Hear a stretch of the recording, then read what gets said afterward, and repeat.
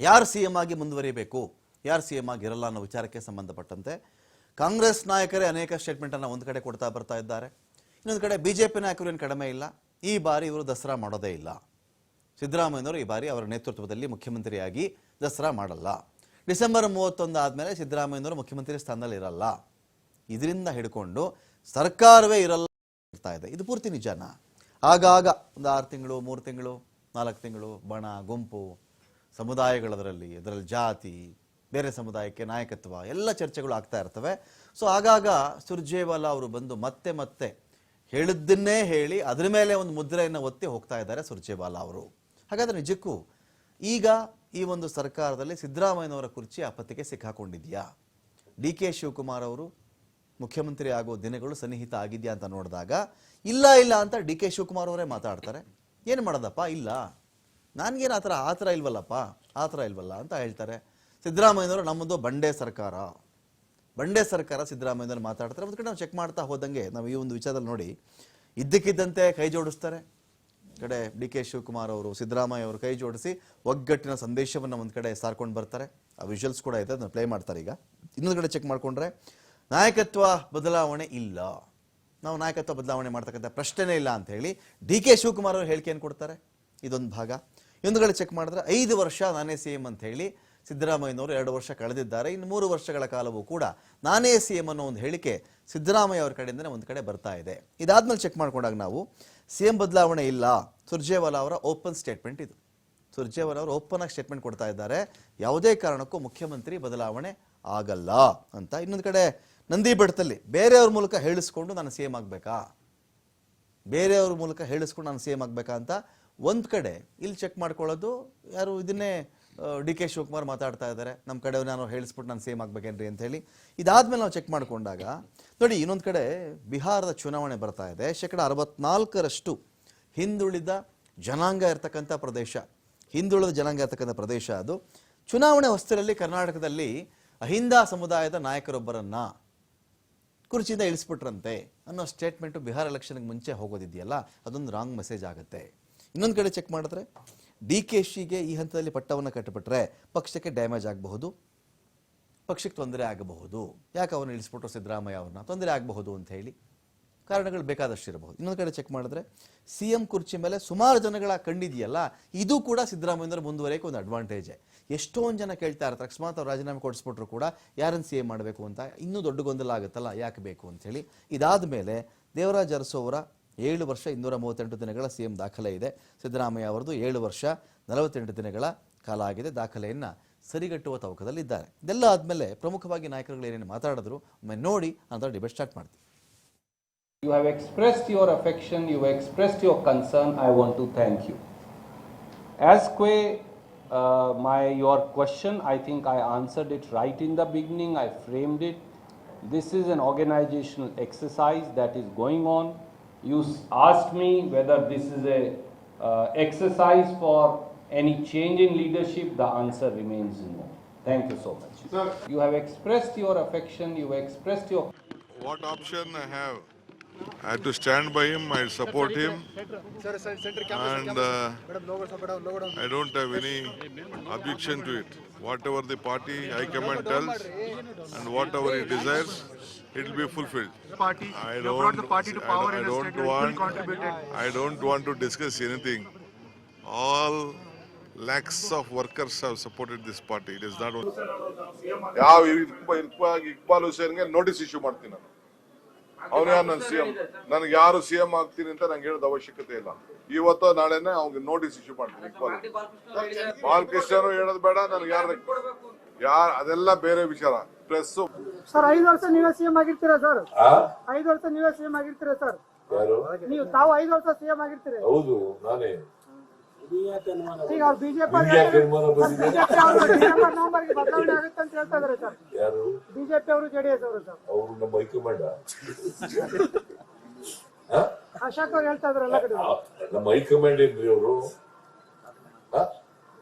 Ashoka is a BJP man, Vijendra is a BJP man ಅಲ್ವಾ? Narayana Swamy is a BJP man. ಅವ್ರು ಹೇಳಿದ್ರೆ ನೀವು ಬರ್ದ್ಬಿಡೋಣ? ವೆರಿಫೈ ಮಾಡ್ಬೇಕಾ ಬೇಡ? ಅದಕ್ಕೆ ತಮ್ಮನ್ನ ಕೇಳ್ತಾ ಇದೀವಿ ಸರ್. ಅದಕ್ಕೆ ಇದೇ ವಿಚಾರಕ್ಕೆ ಸಂಬಂಧಪಟ್ಟಂತೆ ಚರ್ಚೆಯಲ್ಲಿ ಪಾಲ್ಗೊಳ್ಳೋದಕ್ಕೆ ನಮ್ಮೊಂದಿಗೆ ಮೋಹನ್ ವಿಶ್ವ ಇದ್ದಾರೆ, ಬಿಜೆಪಿಯ ವಕ್ತಾರರು. ಸ್ವಾಗತ ನನಗೆ ಮೋಹನ್ ವಿಶ್ವ. ನಿಮ್ಮ ಕಡೆ ರಘು ದೊಡ್ಡೇರಿ ಇದ್ದಾರೆ, ಕಾಂಗ್ರೆಸ್ನ ವಕ್ತಾರರು. ಸ್ವಾಗತ ರಘು ದೊಡ್ಡೇರಿ. ನಮಸ್ಕಾರ. ಸುಭಾಷ್ ಶೋಗಾರ್ ಅವರಿದ್ದಾರೆ, ಹಿರಿಯ ಪತ್ರಕರ್ತರು. ಸ್ವಾಗತ ಸುಭಾಷ್ ಶೋಗಾರ್ ಸರ್ ನಿಮಗೆ ಒಂದು ಡಿಬೇಟ್ಗೆ. ನಮಸ್ಕಾರ ರಮಕಾಂತ್. ಓಕೆ, ನನ್ನ ಪ್ರಶ್ನೆ ಫಸ್ಟು ರಘು ದೊಡ್ಡೇರಿ ನಿಮಗಿರುತ್ತೆ. ರಘು, ಈಗ ಈ ಪ್ರಶ್ನೆ ಇದೆ, ನೀವೇ ಪ್ರಶ್ನೆ ಕ್ವಶನ್ ಪೇಪರ್ಗಳು ನೀವೇ ಕೊಟ್ಕೊಂಡು ನಿಮ್ಮ ಕಡೆಯವರೇ ಉತ್ತರ ಕೊಟ್ಕೊಂಡು ಕೊನೆಗೆ ನೀವೇ ರಿಸಲ್ಟ್ ಬರ್ಕೊಂಡು ನೀವೇ ನಾನು ಎಕ್ಸಾಮಲ್ಲಿ ಪಾಸ್ ಆಗಿದ್ದೀನಿ, ನಾನು ಫಸ್ಟ್ ರ್ಯಾಂಕ್ ಬಂದು ನೀವೇ ಹೇಳ್ಕೊಳ್ಳೋದ? ನಿಮ್ಮದೇ ಪಾರ್ಟಿದ ಇದು? ಎಲ್ಲ ಇವ್ರದ್ದು ಇದೆ, ಬಿಜೆಪಿ ಅವ್ರದ್ದು. ಹೇಳ್ತೀನಿ ಅದನ್ನ. ನಿಮ್ಮಲ್ಲಿ ನಿಮ್ಮಲ್ಲೇ ಗುಂಪು, ನಿಮ್ಮಲ್ಲೇ ಪ್ರಶ್ನೆ ಪತ್ರಿಕೆನೂ ನಿಮ್ದೆ, ಉತ್ತರವೂ ನಿಮ್ದೆ, ಅದ್ರ ವ್ಯಾಲ್ಯೂಯೇಷನ್ ಮಾಡೋರು ನೀವೇ, ರಿಸಲ್ಟ್ ಅನೌನ್ಸ್ ಮಾಡ್ಕೊಂಡು ಸ್ವೀಟ್ ತಿನ್ನೋದು ನೀವೇ. ಇದು ಹೆಂಗಿದೆ, ಯಾವ ತರ ಕಥೆ ಇದು? ನೋಡಿ ರಮಾಕಾಂತ್, ಆಕ್ಚುಲಿ ಮುಖ್ಯಮಂತ್ರಿಗೆ ಮತ್ತೆ ಮುಖ್ಯಮಂತ್ರಿ ಉಪಮುಖ್ಯಮಂತ್ರಿಗಳನ್ನ ನಾವು ಯಾರನ್ನು ಇಲ್ಲಿ ಸ್ಟುಡಿಯೋದಲ್ಲಿ ಸ್ಟ್ರೀಟ್ ಅಲ್ಲಿ ಮಾಡಲ್ಲ. ಆಯ್ತು, ಮುಖ್ಯಮಂತ್ರಿಗಳನ್ನ ಮಾಡೋದು CLP ಮಾಡ್ತದೆ. ಕರ್ನಾಟಕ ಕಾಂಗ್ರೆಸ್ನಿಂದ ಸೆಲೆಕ್ಟ್ ಆಗಿರ್ತಕ್ಕಂಥ ಶಾಸಕರು CLP ನಲ್ಲಿ ಯಾರು ತೀರ್ಮಾನ ಮಾಡ್ತಾರೋ ಅವರು ಪಕ್ಷದ ಅಧ್ಯಕ್ಷರಾಗಿ ಇದಾಗ್ತಾರೆ, ಶಾಸಕ ಪಕ್ಷದ ನಾಯಕರಾಗ್ತಾರೆ. ತೀರ್ಮಾನ ಮಾಡ್ಬೇಕಾದ್ರೆ ಒಂದ್ ವಾರ ಬೇಕಾಯ್ತು ನಿಮಗೆ. ಅದು ಬಿಡಿ, ಗೋಲ್ಡನ್ ಬಾಕ್ಸ್ ಇಟ್ಟು ವೋಟ್ ಮಾಡಿಸ್ಬಿಟ್ಟು ಎಲ್ಲ ಅಲ್ಲೇ ಬಿಜೆಪಿ ಒಂದೂವರೆ ತಿಂಗಳಾಗಿದೆ. ಶಾಸಕರು ಮತ್ತೆ ನಮ್ಮ ಹೈಕಮಾಂಡ್ ತೀರ್ಮಾನದಂತೆ ಮಾನ್ಯ DK ಶಿವ್ 138 ಜನ ಇದ್ರು, 138 ಜನ ಸೇರ್ಕೊಂಡು, ಇನ್ಕ್ಲೂಡಿಂಗ್ DK ಶಿವಕುಮಾರ್, ಇನ್ಕ್ಲೂಡಿಂಗ್ ಸಿದ್ದರಾಮಯ್ಯನವರು ಸೇರ್ಕೊಂಡು ಸಿದ್ದರಾಮಯ್ಯನವ್ರನ್ನ ಮುಖ್ಯಮಂತ್ರಿ ಮಾಡಿದ್ದಾರೆ, DK ಶಿವಕುಮಾರ್ ಉಪಮುಖ್ಯಮಂತ್ರಿಯಾಗಿ ಆಯ್ಕೆ ಮಾಡಿದ್ದಾರೆ. ಅದೇ ರೀತಿ 34 ಜನ ಮಿನಿಸ್ಟರ್ನ ಆಯ್ಕೆ ಮಾಡಿದ್ದಾರೆ. ಷರತ್ತುಬದ್ಧ ಅಲ್ಲ, ಷರತ್ತುಬದ್ಧನೂ ಅದು ಷರತ್ತು ಹಾಕ್ಲಿಲ್ಲ ಯಾರು? ಅಲ್ಲ, ಯಾವಾಗ್ಲೂ ಷರತ್ತುಬದ್ಧ ನೀವು ಒಳ್ಳೆ ಕೆಲಸ ಮಾಡ್ಬೇಕು ಅಂತ ಇದ್ದೇ ಇರುತ್ತೆ. ಓಕೆ, ಅದು 100% ಒಳ್ಳೆ ಕೆಲಸ ಮಾಡ್ಬೇಕು ಅಂತ ಹೇಳಿ ಆ ತರದೇನು ಕಂಡೀಷನ್ಸ್ ಇರಲ್ಲ. ಯಾವಾಗ ಬೇಕಾದ್ರೂ ಬದಲಾವಣೆ, ಯಾರು ಅಸಮರ್ಥರಿರ್ತಾರೋ ಬದಲಾವಣೆ ಮಾಡೋದು ಸರ್ವೇ ಸಾಮಾನ್ಯ. ಆದ್ರೆ ನಿಜವಾಗ್ಲೂ ಇವತ್ತು ವಾಸ್ತವದಲ್ಲಿ ಚರ್ಚೆ ಆಗ್ತಾ ಇರ್ತಕ್ಕಂಥದ್ದು, ಕಾಂಗ್ರೆಸ್ ನಲ್ಲಿ ಏನು ನಾಯಕರುಗಳು ಏನು ಇವತ್ತೇ CM ನಾಳೆ CM ಬದಲಾಗೋದ್ರು ಅಂತ ಹೇಳಿ ಆ ರೀತಿ ಯಾವುದೇ ಇದನ್ನೆಲ್ಲ. ಯಾಕೆ ಅಂತಂದ್ರೆ ಮೊನ್ನೆ ಸಿದ್ದರಾಮಯ್ಯನವರು ನಮ್ಮ ಹೈಕಮಾಂಡ್ ಕ್ಲಿಯರ್ ಆಗಿ ಹೇಳಿದೆ, ಮೊನ್ನೆ ಸಿದ್ದರಾಮಯ್ಯನವರು ಈಗ 5 ವರ್ಷ ಮುಖ್ಯಮಂತ್ರಿ ಆಗೇ ಇರ್ತಾರೆ. ಓಕೆ, ಸೊ ಈಗ ಆಸ್ ಆಫ್ ನಾವು ಹೈಕಮಾಂಡ್ ಹಸ್ ಡಿಸೈಡೆಡ್ ಸಿದ್ದರಾಮಯ್ಯ ಅವರು ಕಂಟಿನ್ಯೂ ಆಗ್ತಾರೆ ಅಂತ ಹೇಳಿ. ಮುಂದೆ ಕಾಲಾಯ ತಸ್ಮೈ ನಮಗೆ ಯಾರಿಗೂ ಗೊತ್ತಿಲ್ಲ. ಓಕೆ, ನನಗೂ ಗೊತ್ತಿಲ್ಲ ನಾಳೆ ಏನಾಗ್ತೀವಿ ಅಂತ, ಸುನಾಮಿ ಕಾಲ್ ತೊಳಿತಾಗುತ್ತೆ ಅಂತ ನನಗೆ ಗೊತ್ತಿತ್ತಾ? ಸೊ ಹಾಗಾಗಿ ಕಾಲ ಏನಿದೆ, ಕಾಲ ಈಗ ಆಸ್ ಆಫ್ ನಾವು ಸಿದ್ದರಾಮಯ್ಯನವರು 5 ವರ್ಷ ಸಿದ್ದರಾಮಯ್ಯ ಮುಖ್ಯಮಂತ್ರಿ ಆಗಿರ್ತಾರೆ, DK ಶಿವಕುಮಾರ್ ಉಪಮುಖ್ಯಮಂತ್ರಿ ಆಗಿರ್ತಾರೆ. ಸೊ ಇನ್ನೊಂದು ಹಲವಾರು ನಾಯಕರುಗಳು ಏನ್ ಹೇಳ್ತಾ ಇದ್ದಾರೆ, ಇವರು ಬಣಗಳು. ಸಾಮಾನ್ಯವಾಗಿ ಒಬ್ಬ ನಾಯಕರಿದ್ದಾರೆ ಅಂತಂದ್ರೆ ನಾಯಕರ ಫಾಲೋವರು ಯಾವಾಗಲೂ ಅವರ ಅಭಿಮಾನದಿಂದ ಹೇಳ್ತಕ್ಕಂಥದ್ದು ಸರ್ವೇ ಸಾಮಾನ್ಯ, ಎಲ್ಲಾ ಪಕ್ಷದಲ್ಲೂ ಇರ್ತದೆ. ಅದೇ ರೀತಿ ಇವತ್ತು ನಾವು ನೋಟಿಸ್ ಕೂಡ ಕೊಟ್ಟಿದ್ದೇವೆ ನಾವು ಇಕ್ಬಾಲ್ ಅಹಮದ್ ಅವರಿಗೆ. ಸೊ ಅವರು DK ಶಿವಕುಮಾರ್ ಅವರು 100 ಜನ ಸಪೋರ್ಟ್ ಇದೆ ಅಂತ ಹೇಳಿದ್ರು, ಅದಕ್ಕೋಸ್ಕರ ನೀವು ಈ ರೀತಿ ಎಲ್ಲ ಸ್ಟೇಟ್ಮೆಂಟ್ ಕೊಡಬಾರ್ದು ಅಂತ ಹೇಳಿ ಹೈಕಮಾಂಡ್ ಅವ್ರನ್ನ ವಾರ್ನ್ ಮಾಡಿ ಒಂದು ನೋಟಿಸ್ ಅನ್ನ ಕೊಟ್ಟಿದ್ದೇವೆ. ಸೊ ನಾನು ನಿಜವಾಗ್ಲೂ ಬೇರೆ ಅವರೆಲ್ಲ ಮಾತಾಡ್ತಾ ಇರೋದು ಇವ್ರು CM ಅಂತ ಅಂದ್ರೆ ಅದ್ಯಾರ ಬರೀತಿದ್ರಪ್ಪ? ಈಗ ಇಕ್ಬಾಲ್ ಹುಸೇನ್ ಅವ್ರ ವಿಚಾರದಲ್ಲಿ ತೊಟ್ಲು ತಗೋದು ಇವರೇ, ಮಗು ಚಿವುಟೋದು ಇವರೇ ಹೇಳಿಸ್ತಾರೆ, ತಿರುಗಿ ಇವರೇ ಬಾಯಿ ಮುಚ್ಚಿಸ್ತಾರೆ, ಇವರೇ ನೋಟಿಸ್ ಅಂತಾರೆ. ನಿಜಾನ ಇದು? ಅಲ್ಲ ನೋಡಿ, ಅದು ಜನ ಸೋಷಿಯಲ್ ಮೀಡಿಯಾ ಬಂದಿದ್ದು ಹೇಳ್ತಾ ಇದ್ದೀನಿ ನಾನು. ಅವರ ಸೋಷಿಯಲ್ ಮೀಡಿಯಾದಲ್ಲಿ ಬರ್ದೋರ್ ಅಭಿಪ್ರಾಯ. ಸೊ ಇನ್ನೊಂದು ವಿಚಾರ ಏನು, ಇಕ್ಬಾಲ್ ಹುಸೇನ್ ಯಾರೀಗ? ಅಲ್ಲ, Iqbal Hussain one of the ಶಾಸಕರು. ಎಲ್ಲಿಯವ್ರ ಶಾಸಕರು? ರಾಮನಗರದವರು. ರಾಮನಗರ ಶಾಸಕರು. DK ಶಿವಕುಮಾರ್ ಯಾವ ಜಿಲ್ಲೆಗೆ ಸೇರ್ತಾರೆ? ಬೆಂಗಳೂರು ದಕ್ಷಿಣದವರು. ಅದೇ ರಾಮನಗರ, ಅದೇ ಹೇಳಿ ದಕ್ಷಿಣ. ಆಯ್ತು, ಸರಿ, ಅಲ್ಲಿಗೆ ರಾಮನಗರ ಜಿಲ್ಲೆ ಅಂತ ಜಿಲ್ಲೆ. ಸೊ ಈಗ ಅವ್ರ ಕಡೆ ಅವರೇ ಗೊತ್ತಿರೋರೆ, ಅವರ ಟಿಕೆಟ್ ನೋಡಿ. ಅಭಿಮಾನ ಅನ್ನೋದು ನೋಡಿ, ಬಾಲಕೃಷ್ಣ ಅವರು ಅಲ್ಲ, ಬಾಲಕೃಷ್ಣ ಒಂದ್ ನಿಮಿಷ, ಅಭಿಮಾನ ಪ್ರತಿಯೊಬ್ಬರಿಗೂ ಇರ್ತದೆ. ಸಿದ್ದರಾಮಯ್ಯನವರು ಪರವಾಗಿ ಹೇಳ್ಸ್ಕೊಂಡು ನಾನು CM ಆಗ್ಬೇಕಾಗಿಲ್ಲ. ಅಲ್ಲ, ಸಿದ್ದರಾಮಯ್ಯನವರು ಹೇಳಿದಾರಲ್ಲ ಆ ರೀತಿ, ನಾನು ಯಾರನ್ನೋ ಅಂದ್ರೆ ಅವರೆಲ್ಲ ಡಿಸೈಡ್ ಮಾಡಿರೋದ್ರಿಂದ ಇವತ್ತು ಸಿದ್ದರಾಮಯ್ಯನವರು ಮುಖ್ಯಮಂತ್ರಿ ಆಗಿದ್ದಾರೆ. ಅದ್ರ ನಿಜವಾಗ್ಲೂ ವಾಸ್ತವದಲ್ಲಿ ಏನು ಅಂತಂದ್ರೆ ಕಾಂಗ್ರೆಸ್ ಪಕ್ಷದಲ್ಲಿ ಮಾತ್ರ ಇಷ್ಟು ದೊಡ್ಡ ನಾಯಕರ ದಂಡೆ ಇದೆ. ಈಗ ನೀವು ಯಾರಿಗೆ ಈ ಮೆಸೇಜ್ ಕೊಡೋದು? ನೀವು ಅವಾಗ 6 ತಿಂಗಳಿಗೆ 5 ತಿಂಗಳಿಗೆ ಸಿದ್ದರಾಮಯ್ಯ ನಮ್ CM, ಸಿದ್ದರಾಮಯ್ಯ ನಮ್ CM ಅಂತ ಹೇಳಿ ನಿಮ್ ಕಾರ್ಯಕರ್ತರಿಗೆ ಹೇಳ್ಕೊತೀರಾ, ಇಲ್ಲ ಶಾಸಕರಿಗೆ ಮತ್ತೆ ಕನ್ಫರ್ಮ್ ಮಾಡ್ತೀರಾ? ಬಿಜೆಪಿ ಅವರಿಗೆ ಕೆಲವು ಟೈಮ್ ಬಿಜೆಪಿ ಬಣಗಳಿಗೆ ಎಚ್ಚರಿಕೆ ಕೊಡ್ತಿರ್ತೀರಾ? ಬಿಜೆಪಿ ಒಂದು ಕ್ಲೂ ಕೊಡ್ತಾ ಇದ್ರು. ಅಶೋಕ್ ಅವ್ರು ಏನಂತ ಹೇಳಿದ್ರೆ, ಈಗ ನಾವು 141 ಸ್ಥಾನ ಗೆದ್ದಿದ್ದು, ಅದು 240 ಗೆದ್ದಿದ್ದಾರೆ. ಬಿಜೆಪಿ ಕೇಂದ್ರ ಸರ್ಕಾರದಲ್ಲಿ ಒಳಕಾಗಿರ್ಬೋದು. ಸೊ ಏನು ಅಂತ ಹೇಳಿದ್ರೆ ಅವ್ರಿಗೆ ಏನು ಫುಲ್ ಮೆಜಾರಿಟಿ ಇಲ್ಲ. ಹಾಗಾಗಿ ಸರ್ಕಾರ ಬೀಳುವ ಒಂದು ಮುನ್ಸೂಚನೆ ಇಂಡೈರೆಕ್ಟ್ ಆಗಿ ಇವರು ಕೊಟ್ಟಂತೆ ಕಾಣ್ತಾ ಇದೆ ಅಶೋಕ್ ಅವರು. ನಮ್ಮ ಸರ್ಕಾರ ಬದಲಾಗ್ಬಿಡ್ತದೆ. ನಮ್ಮ ಸರ್ಕಾರ ಅಲ್ಲ, ಸುಭದ್ರವಾಗಿದೆ. ಕೇಂದ್ರ ಸರ್ಕಾರ ಏನು ಲೆಫ್ಟ್ ರೈಟ್, ಆಂಧ್ರ ಬಾಬು ಮತ್ತೆ ಬಿಹಾರ ಬಾಬುಗಳಿದಾರಲ್ಲ, 2 ಕ್ಲಚಸ್ಗಳು. ಒಂದು ಕ್ಲಚಸ್ ಬಿದ್ದೋದ್ರು ಈಗೇನು ಎಲೆಕ್ಷನ್ ನಡೀತದೆ, ಒಂದು ಕ್ಲಚಸ್ ಏನಾದ್ರು ಸೋತ್ರಲ್ಲಿ ಇಮಿಡಿಯೇಟ್ ಆಗಿ ಸರ್ಕಾರ ಬೀಳುವ ಸಾಧ್ಯತೆ ಇದೆ. ಹಾಗಾಗಿ ಇಂಡೈರೆಕ್ಟ್ ಆಗಿ ಅಶೋಕ್ ಅವರು ಹೇಳ್ತಾ ಇದ್ದಾರೆ ಮೋದಿ ಅವರು ಚೇಂಜ್ ಆಗ್ತಾರೆ, ಇಂಡೈರೆಕ್ಟ್ ಆಗಿ ಹೇಳ್ತಾ ಇದ್ದಾರೆ ಕೇಂದ್ರ ಸರ್ಕಾರ ಬದಲಾಗ್ತದೆ ಅಂತ ಹೇಳಿ. ಈ ತರ ನಮ್ಮ ಇದೆಯಾ, ಈ ತರನು ಇದೆಯಾ, ಸಾಧ್ಯ ಇದೆಯಾ ಅಂದ್ರೆ ಅವ್ರು ಹೇಳೋದೇನಂದ್ರೆ, ಅಲ್ಲ ರೀ, ಒಂದು 140 ಸೀಟ್ಗಿಂತ ನಾವು ಗೆದ್ಕೊಂಡಿದೀವಿ, ನಾವು ನಮ್ಮ ಸರ್ಕಾರ ಬಿದ್ದೋಗುತ್ತೆ ಅಂತ ಹೇಳ್ತಾರಲ್ಲ. ಕೇಂದ್ರದಲ್ಲಿರೋದೇ ಮೈತ್ರಿ ಸರ್ಕಾರ. ಅಲ್ಲಿ ಯಾರಾದರೂ ಒಬ್ರು ಜೋರ ಕೆಮ್ಮಿದ್ರೆ ಸರ್ಕಾರ ಬಿದ್ದೋಗೋ ಸ್ಥಿತಿಲಿ ಅಲ್ಲಿದೆ. ಆ ಸರ್ಕಾರ ಬಿಟ್ಬಿಟ್ಟು ಸುತ್ತಿ ಬಳಸಿ ಕಾಂಗ್ರೆಸ್ ಸರ್ಕಾರ ಕರ್ನಾಟಕ ಸರ್ಕಾರ ಇದ್ರ ಬಗ್ಗೆನೇ ಮಾತಾಡ್ತಾರಲ್ಲ, ಯಾಕೆ ಅಂತ. ರಮಾಕಾಂತ್, ಕರ್ನಾಟಕದಲ್ಲಿ ಬಿಜೆಪಿ ಅವ್ರನ್ನ ಬಿಟ್ಬಿಡಿ, ಕಾಂಗ್ರೆಸ್ ಅವ್ರ ಬಗ್ಗೆನೇ ಮಾತಾಡೋಣ. ಓಕೆ. ದಿನಾ ಬೆಳಗ್ಗೆ ಎದ್ರೆ ಕೆಮ್ತಾ ಇರೋದು ಯಾರು? ಒಂದ್ ಕಡೆ ಪರಮೇಶ್ವರ್ ಕೆಮ್ತಾರೆ, ನಾನು ದಲಿತ ಮುಖ್ಯಮಂತ್ರಿ ಆಗ್ಬೋದು ಯಾರಾಗ ಗೊತ್ತು ಅಂತ. ಇನ್ನೊಂದ್ ಕಡೆ KN ರಾಜಣ್ಣ ಕೆಮ್ಮಿದ್ರು, ಮೂರ್ ಜನ DCM ಆಗ್ಬೇಕು ಅಂತ ಹೇಳ್ಬಿಟ್ಟು. ಇನ್ನೊಂದ್ ಕಡೆ ಸತೀಶ್ ಜಾರಕಿಹೊಳಿ ಕೆಮ್ಮಿದ್ರು, ಏನಂತ, ನಾನು CM ಆಗ್ಬೋದು ಅಂತ ಹೇಳ್ಬಿಟ್ಟು. ಇದ್ರ ಜೊತೆಗೆ ನೀವೇ ಹೇಳಿರೋ ದೊಡ್ಡ ಪಟ್ಟಿ HC ಬಾಲಕೃಷ್ಣ ಅವರೇನ್ ಬಿಜೆಪಿ ಅವರ, ಕಾಂಗ್ರೆಸ್ ಅವ್ರ ತಾನೆ, ಅವರು ಕೆಮ್ತಾ ಇದಾರೆ DK CM ಆಗ್ಬೇಕು ಅಂತ. ಶಿವಗಂಗಾ ಬಸವರಾಜ್ ಅಂತೂ 2 ವರ್ಷದಿಂದ ಕೆಮ್ತಾನೇ ಇದಾರೆ, ಪಾಪ ಕೆಮ್ಮೆ ಹೋಗಿಲ್ಲ ಅವ್ರಿಗೆ, DK CM ಆಗ್ಬೇಕು DK CM ಆಗ್ಬೇಕು ಅಂತ. ರಂಗನಾಥ್ ಅಂತೂ ಬಿಡಿ, ಅವ್ರದೇ ಫ್ಯಾಮಿಲಿ ಕೆಮ್ಲೇಬೇಕು, ಕೆಮ್ತಾನೆ ಇದ್ದಾರೆ DK CM ಆಗ್ಬೇಕು ಅಂತ ಹೇಳ್ಬಿಟ್ಟು. ಇದ್ರ ಮಧ್ಯೆ ಸಿದ್ದರಾಮಯ್ಯನ ಆಪ್ತ ಬಳಗ ಅಂತ ಗುರುತಿಸ್ಕೊಂಡಿದ್ದಂತ BR ಪಾಟೀಲೇ ಕೆಮ್ಮಿದ್ರು ನಿನ್ನೆ, ಏನಂತ, ಲ್ಯಾಟ್ರಲ್ CM ಆಗಿರೋದು ಅಂತ ಹೇಳ್ಬಿಟ್ಟು. ತಿರ್ಗಿ ಅವ್ರ ಆಪ್ತ ಒಳಗ ಅನ್ಕೊಂಡವ್ರೆ ಅವ್ರ ಮೇಲೆ ಸ್ಕ್ಯಾಮ್ಗಳೇನೇನಾಯ್ತು ಅಂತ ಹೇಳಿ ನಮಗೆ ಅನುದಾನ ಬರ್ತಾ ಇಲ್ಲ ಅಂತ ಹೇಳಿ. ಫೋನ್ ಅಲ್ಲಿ ಈಗ ಏನಾಗುತ್ತೆ ಮೋಹನ್, ಈಗ ನೀವು ಫೋನಲ್ಲಿ ಯಾರ ಹತ್ರನೋ ಮಾತಾಡ್ತಿರ್ತೀರಿ ಆಪ್ತವಾಗಿ, ನಿಮ್ಮ ಹಳೆ ಫ್ರೆಂಡು, ಸಿದ್ದರಾಮಯ್ಯ ನಾನೇ ಕಣಯ್ಯ ಕರ್ಕೊಂಡು ಹೋಗಿದ್ದು ಸೋನಿಯಾ ಗಾಂಧಿ ಅವರ ಹತ್ರದಲ್ಲಿ, ಲಾಟ್ರಿಲಿ ಲಕ್ಕಿ CM ಆಗ್ಬಿಟ್ರು ಅಂತ ಹೇಳಿದ್ದಾಗ ಅದನ್ನ ಈ ಥರ ನೀವು ವಿಶ್ವವ್ಯಾಪಿ ಮಾಡ್ತಕ್ಕಂಥ ಅವಶ್ಯಕತೆ ಇರಲಿಲ್ಲ. ನನ್ನ ಆತ್ಮೀಯವಾಗಿರ್ತಕ್ಕಂಥ ನನ್ನ ಲೋಕಾಭಿರಾಮವಾಗಿ ನಾನು ಮಾತಾಡ್ತಿದ್ದಂಥ ಮಾತು, ಹೋಗಿದ್ದು ನಿಜ, ಸೋನಿಯಾ ಗಾಂಧಿ ಇದ್ದಿದ್ದು ನಿಜ, ಭೇಟಿ ಆದ ನನ್ನ ಪಕ್ಕದಲ್ಲಿ ಇದ್ದಿದ್ದು ನಿಜ ಅಂತ ಅವ್ರು ಹೇಳಿದ್ದು. ಸ್ಪಷ್ಟೀಕರಣ ಕೊಟ್ಟರದಕ್ಕೆ ರಮಾಕಾಂತ್ ಅವ್ರು ಸ್ಪಷ್ಟೀಕರಣ ಅವತ್ತಿಂದ ಕೊಡ್ತಾ ಇದ್ದಾರೆ. ಸಮಯ ಮ್ಯಾಟರ್ಸ್. ನಿಮ್ಗೆ ಯಾವ ಸಮಯದಲ್ಲಿ ಮಾತಾಡಿರೋದು ಅವರು? ಇದೇ ಸಿದ್ದರಾಮಯ್ಯನವ್ರ ಮೇಲೆ ಅಲಿಗೇಷನ್ ಮಾಡಿ ಹೌಸಿಂಗ್ ಡೆವಲಪ್ಮೆಂಟ್ ಸ್ಕ್ಯಾಮ್ ನಲ್ಲಿ ನನ್ನ ಕ್ಷೇತ್ರಕ್ಕೆ ಬರ್ತಾ ಇಲ್ಲ ಮನೆಗಳು, ದುಡ್ಡು ಕೊಟ್ಟವ್ರಿಗೆ ಮಾತ್ರ, ಅಂದ್ರೆ ಮನಿ ಕೊಟ್ಟವ್ರಿಗೆ ಮಾತ್ರ ಮನೆ ಅಂತೆಲ್ಲ ಹೇಳಿ ಅವ್ರ ಮೇಲೆ ಅಲಿಗೇಷನ್ ಬಂದಾಗ ಅವ್ರೋಗಿ ಸುರ್ಜೇವಾಲಾ ಮುಂದೆ ಅದನ್ನ ಹೇಳಿದಾಗ ಆ ಸಮಯದಲ್ಲಿ ಹೇಳಿರೋ ಮಾತಿದು. ನೀವು ಯಾವ್ದೋ ನಾರ್ಮಲ್ ಟೈಮ್ ಅಲ್ಲಿ ಲಾಟ್ರಿಯಿಂದ ಹೊಡೆದ್ರು ಅಂತ ಹೇಳಿದ್ರೆ ಎಗ್ರಿ ವಿತ್ ಯು. ನೀವು ಅಲ್ಲಿ ಅಲಿಗೇಷನ್ ಬಂದಾಗ ನಿಮ್ ಮೇಲೆ ನಿಮ್ ಕರೆದವ್ರು ಮಾತಾಡ್ಸ್ತಾ ಇರ್ಬೇಕಾರೆ, ನಿಮ್ಮ ಆಪ್ತಲೋಯದಲ್ಲಿ ಮಾತಾಡ್ಬೇಕು ಅಂತ ಹೇಳಿದ್ರೆ ಆಬ್ವಿಯಸ್ಲಿ ಏನಾದ್ರು ಇರ್ಲೇಬೇಕು. ನಾನ್ ಹೆಂಗ್ ನೋಡ್ತೀನಿ ಗೊತ್ತಾ ರಮಾಕಾಂತ್ ಇದನ್ನ, it is nothing but gang war. ಆಯ್ತಲ್ಲ, ಇಲ್ಲಿ ಹೆಂಗೆ ಅಂದ್ರೆ DK ಶಿವಕುಮಾರ್ ಭೂಗತ ಲೋಕದ ಭಾಷೆಲ್ಲ ಅಲ್ಲ, ಅದೇ ನಡೀತಿರೋದು ಇಲ್ಲಿ, ಅದೇ ನಡೀತಿರೋದು. It's nothing but gang war ಇಲ್ಲಿ. DK ಶಿವಕುಮಾರ್ದ ಒಂದ್ ಗ್ಯಾಂಗು, ಸಿದ್ದರಾಮಯ್ಯನವ್ರದ್ದು ಒಂದ್ ಗ್ಯಾಂಗು, ಜಮೀರ್ ಅಹಮದ್ ಖಾನ್ದು ಒಂದ್ ಗ್ಯಾಂಗು, ತಿರ್ಗಾ ಪರಮೇಶ್ವರ್ ಅವ್ರದ್ದು ಒಂದ್ ಗ್ಯಾಂಗು, ಸತೀಶ್ ಜಾರಕಿಹೊಳಿ ಅವ್ರ ಗ್ಯಾಂಗು. ಆಯ್ತಾ, ಸೊ ಎಲ್ಲಾ ಗ್ಯಾಂಗುನು ಆ ಪಟ್ಟಕ್ಕೋಸ್ಕರ ಕಾಯ್ಕೊಂಡು ಕೂತಿದ್ದಾರೆ. ಆಯ್ತಾ, ಸುರ್ಜೇವಾಲಾ ಬರ್ತಾರೆ, ಯಾವ ಗ್ಯಾಂಗು ಜಾಸ್ತಿ ಕಪ್ಪ ಕೊಡುತ್ತ ಮೇಲ್ಗಡೆ ಕೂತಿರೋರ್ಗೆ, ಸೋನಿಯಾ ಗಾಂಧಿ ರಾಹುಲ್ ಗಾಂಧಿಗೆ, ಆ ಗ್ಯಾಂಗ್ಗೆ ಕರ್ಕೊಂಡ್ ಬಂದು ಪಟ್ಟದಲ್ಲಿ ಕೂಡಿಸುವಂತ ಸನ್ನಿವೇಶ ಕಾಣಿಸಿದೆ ನನಗೆ ಲಿಟ್ರಲಿ. ಇದು ಗ್ಯಾಂಗ್ ವಾರ್ ಅಲ್ದ್ರೆ ಮತ್ತಿನೇನು ಕಾಣಿಸ್ತಾನೆ ಇಲ್ಲ ಇದ್ರಲ್ಲಿ. ನೀವು ನೋಡಿ, ಅವರವರೇ ಸಿದ್ದರಾಮಯ್ಯನವರು ಹೇಳಿದ್ರು, ಅಶೋಕ್ ಏನು ಹೈಕಮಾಂಡ್ ನಮ್ಗೆ, ವಿಜೇಂದ್ರ ನಮ್ಗೆ ಹೈಕಮಾಂಡ ಅಂತ. ಅಲ್ಲಪ್ಪ, ಅಶೋಕ್ ವಿಜೇಂದ್ರ ಅವರು ಬಿಜೆಪಿ ಅವರು, ನಮ್ಮ ಪಕ್ಷದವರು, ನಿಮ್ ಪಕ್ಷದವ್ರ ಬಗ್ಗೆ ಮಾತಾಡ್ರಿ. ಆಯ್ತಾ, ಪರಮೇಶ್ವರ್ ಬಗ್ಗೆ ಏನ್ ಹೇಳ್ತೀರಾ ಅಂತ ಹೇಳ್ಬಿಟ್ಟು ಅವರು CM ಆಗ್ಬೇಕು ಅಂತ ಆಕಾಂಕ್ಷೆ ತೋರಿಸ್ಕೊಂಡಿರಲ್ಲ ಅವರು. ಬಾಲಕೃಷ್ಣ ಬಗ್ಗೆ ಮಾತಾಡಿ, ಹಾಗಾದ್ರೆ ಶಿವಗಂಗಾ ಬಸವರಾಜ್ ಬಗ್ಗೆ ಮಾತಾಡಿ, ನೀವು ಇಕ್ಬಾಲ್ ಹುಸೇನ್ ಬಗ್ಗೆ ಮಾತಾಡಿ, DK ಶಿವಕುಮಾರ್ ಮಾತಾಡ್ತಾರೆ, ಯಾಕೆ ಸಿದ್ದರಾಮಯ್ಯನವರು ಮಾತಾಡ್ತಾ ಇಲ್ಲ? ಹಾಗಾದ್ರೆ ಇಕ್ಬಾಲ್ ಬಾಯಿ ಮುಚ್ಕೊಂಡಿರ, ನಾನು 5 ವರ್ಷ CM ಅಂತ ಹೇಳಿ ನೋಡೋಣ ನಾಳೆ ಬೆಳಗ್ಗೆ ಸಿದ್ದರಾಮಯ್ಯನವರು. ಸುಭಾಷ್ ಸರ್, ಈಗ ಇಲ್ಲಿ ಏನಾಗ್ತಿದೆ ಅಂದ್ರೆ, ಈ ದಸರಾ ಸಿದ್ದರಾಮಯ್ಯನವ್ರ ನೇತೃತ್ವದಲ್ಲಿ ಆಗ್ಬೇಕಾ ಆಗ್ಬಾರ್ದಾ ಅಂತ ಹೇಳಿ ಯಾರು ಡಿಸೈಡ್ ಮಾಡ್ಬೇಕು ನಮ್ಮ ಕರ್ನಾಟಕದಲ್ಲಿ ಅಂತ? ಈ ಡಿಸೆಂಬರ್ 31 ಆದಮೇಲೆ ಈ ಸರ್ಕಾರ ಇರುತ್ತೋ ಇರಲ್ವೋ, ಅಥವಾ ಈ ಸಿದ್ದರಾಮಯ್ಯನವ್ರ ನೇತೃತ್ವದ ಸರ್ಕಾರ ಇರುತ್ತೋ ಇರಲ್ವೋ, ಇದನ್ನು ಡಿಸೈಡ್ ಮಾಡೋದು ಯಾರು? BJP ಅವರಿಂದ ಕಾಂಗ್ರೆಸ್ ಅಧಿಕಾರಕ್ಕೆ ಬಂದಿದ್ಯಾ, ಜನಗಳು ವೋಟ್ ಹಾಕಿ ಕಾಂಗ್ರೆಸ್ ಅಧಿಕಾರಕ್ಕೆ ಬಂದಿದ್ಯಾ? ಕಾರಜೋಳರು ಒಂಥರ ಮಾತಾಡ್ತಾರೆ, ಈ ಕಡೆ ವಿಜೇಂದ್ರ ಒಂದ್ ಕಡೆ ಮಾತಾಡ್ತಾರೆ, ಈ ಕಡೆ ಬೇರೆ ಬೇರೆ ಲೀಡರ್ ಅಶೋಕ್ ಒಂಥರ ಮಾತಾಡ್ತಾರೆ. ಯಾರು ಡಿಸೈಡ್ ಮಾಡಬೇಕು ಈ ಸರ್ಕಾರವನ್ನ? ಅದು ಪೂರ್ಣ ಬಹುಮತ ಇರೋ ಸರ್ಕಾರ ಇದು. ರಮಾಕಾಂತ್, ಕಾಂಗ್ರೆಸ್ ಶಾಸಕರು ಮತ್ತು ಅವರ ಪಕ್ಷದ ಹೈಕಮಾಂಡ್ ಅವರೇ ನಿರ್ಧಾರ ಮಾಡಬೇಕು. ಅದನ್ನ ಬಿಟ್ಟು ಬೇರೆಯವರು, ಹೊರಗಡೆ ಅವರು ವಿರೋಧ ಪಕ್ಷವಾಗಿ ಬಿಜೆಪಿ ಅವರು ಏನ್ ಮಾಡ್ಬೇಕು ಅದನ್ನ ಅವ್ರು ಮಾತಾಡ್ತಾ ಇದಾರೆ. ಅದು ಅವ್ರು ಯಾರು ಕೂಡ ಏನು ನಿರ್ಧಾರ ಮಾಡುವಂತವ್ರಲ್ಲ, ಅದಂತೂ ಸತ್ಯ. ಆದ್ರೆ ಈಗ ರಣದೀಪ್ ಸುರ್ಜೇವಾಲಾ ಅವರು ಮಾತಾಡ್ತಾ ಇರುವಂತ ವಿಚಾರ ಇರ್ಬೋದು, ಸಿದ್ದರಾಮಯ್ಯನವರು ಮಾತಾಡ್ತಾ ಇರುವಂತ ವಿಚಾರ ಇರ್ಬೋದು, DK ಶಿವಕುಮಾರ್ ಅಥವಾ ಈಗ ಈ ಡಿಸ್ಕಷನ್ ಅಲ್ಲಿ ಕೂತಿರುವಂತ ಅವರ ಪಾರ್ಟಿಯ ವಕ್ತಾರ ರಘು ಅವರು ಇರ್ಬೋದು, ಇವ್ರು ಯಾರೇ ಏನೇ ಹೇಳಿದ್ರು ಕೂಡ ಬೆಂಕಿ ಇರ್ಲಾರ್ದೆ ಹೊಗೆ ಆಡೋದಿಲ್ಲ ಅನ್ನೋದಂತೂ ಸತ್ಯ. ಆಮೇಲೆ DK ಶಿವಕುಮಾರ್ ಅವರು ಕೊಟ್ಟಂತ ಹೇಳಿಕೆಯನ್ನ ಗಮನಿಸಬೇಕು.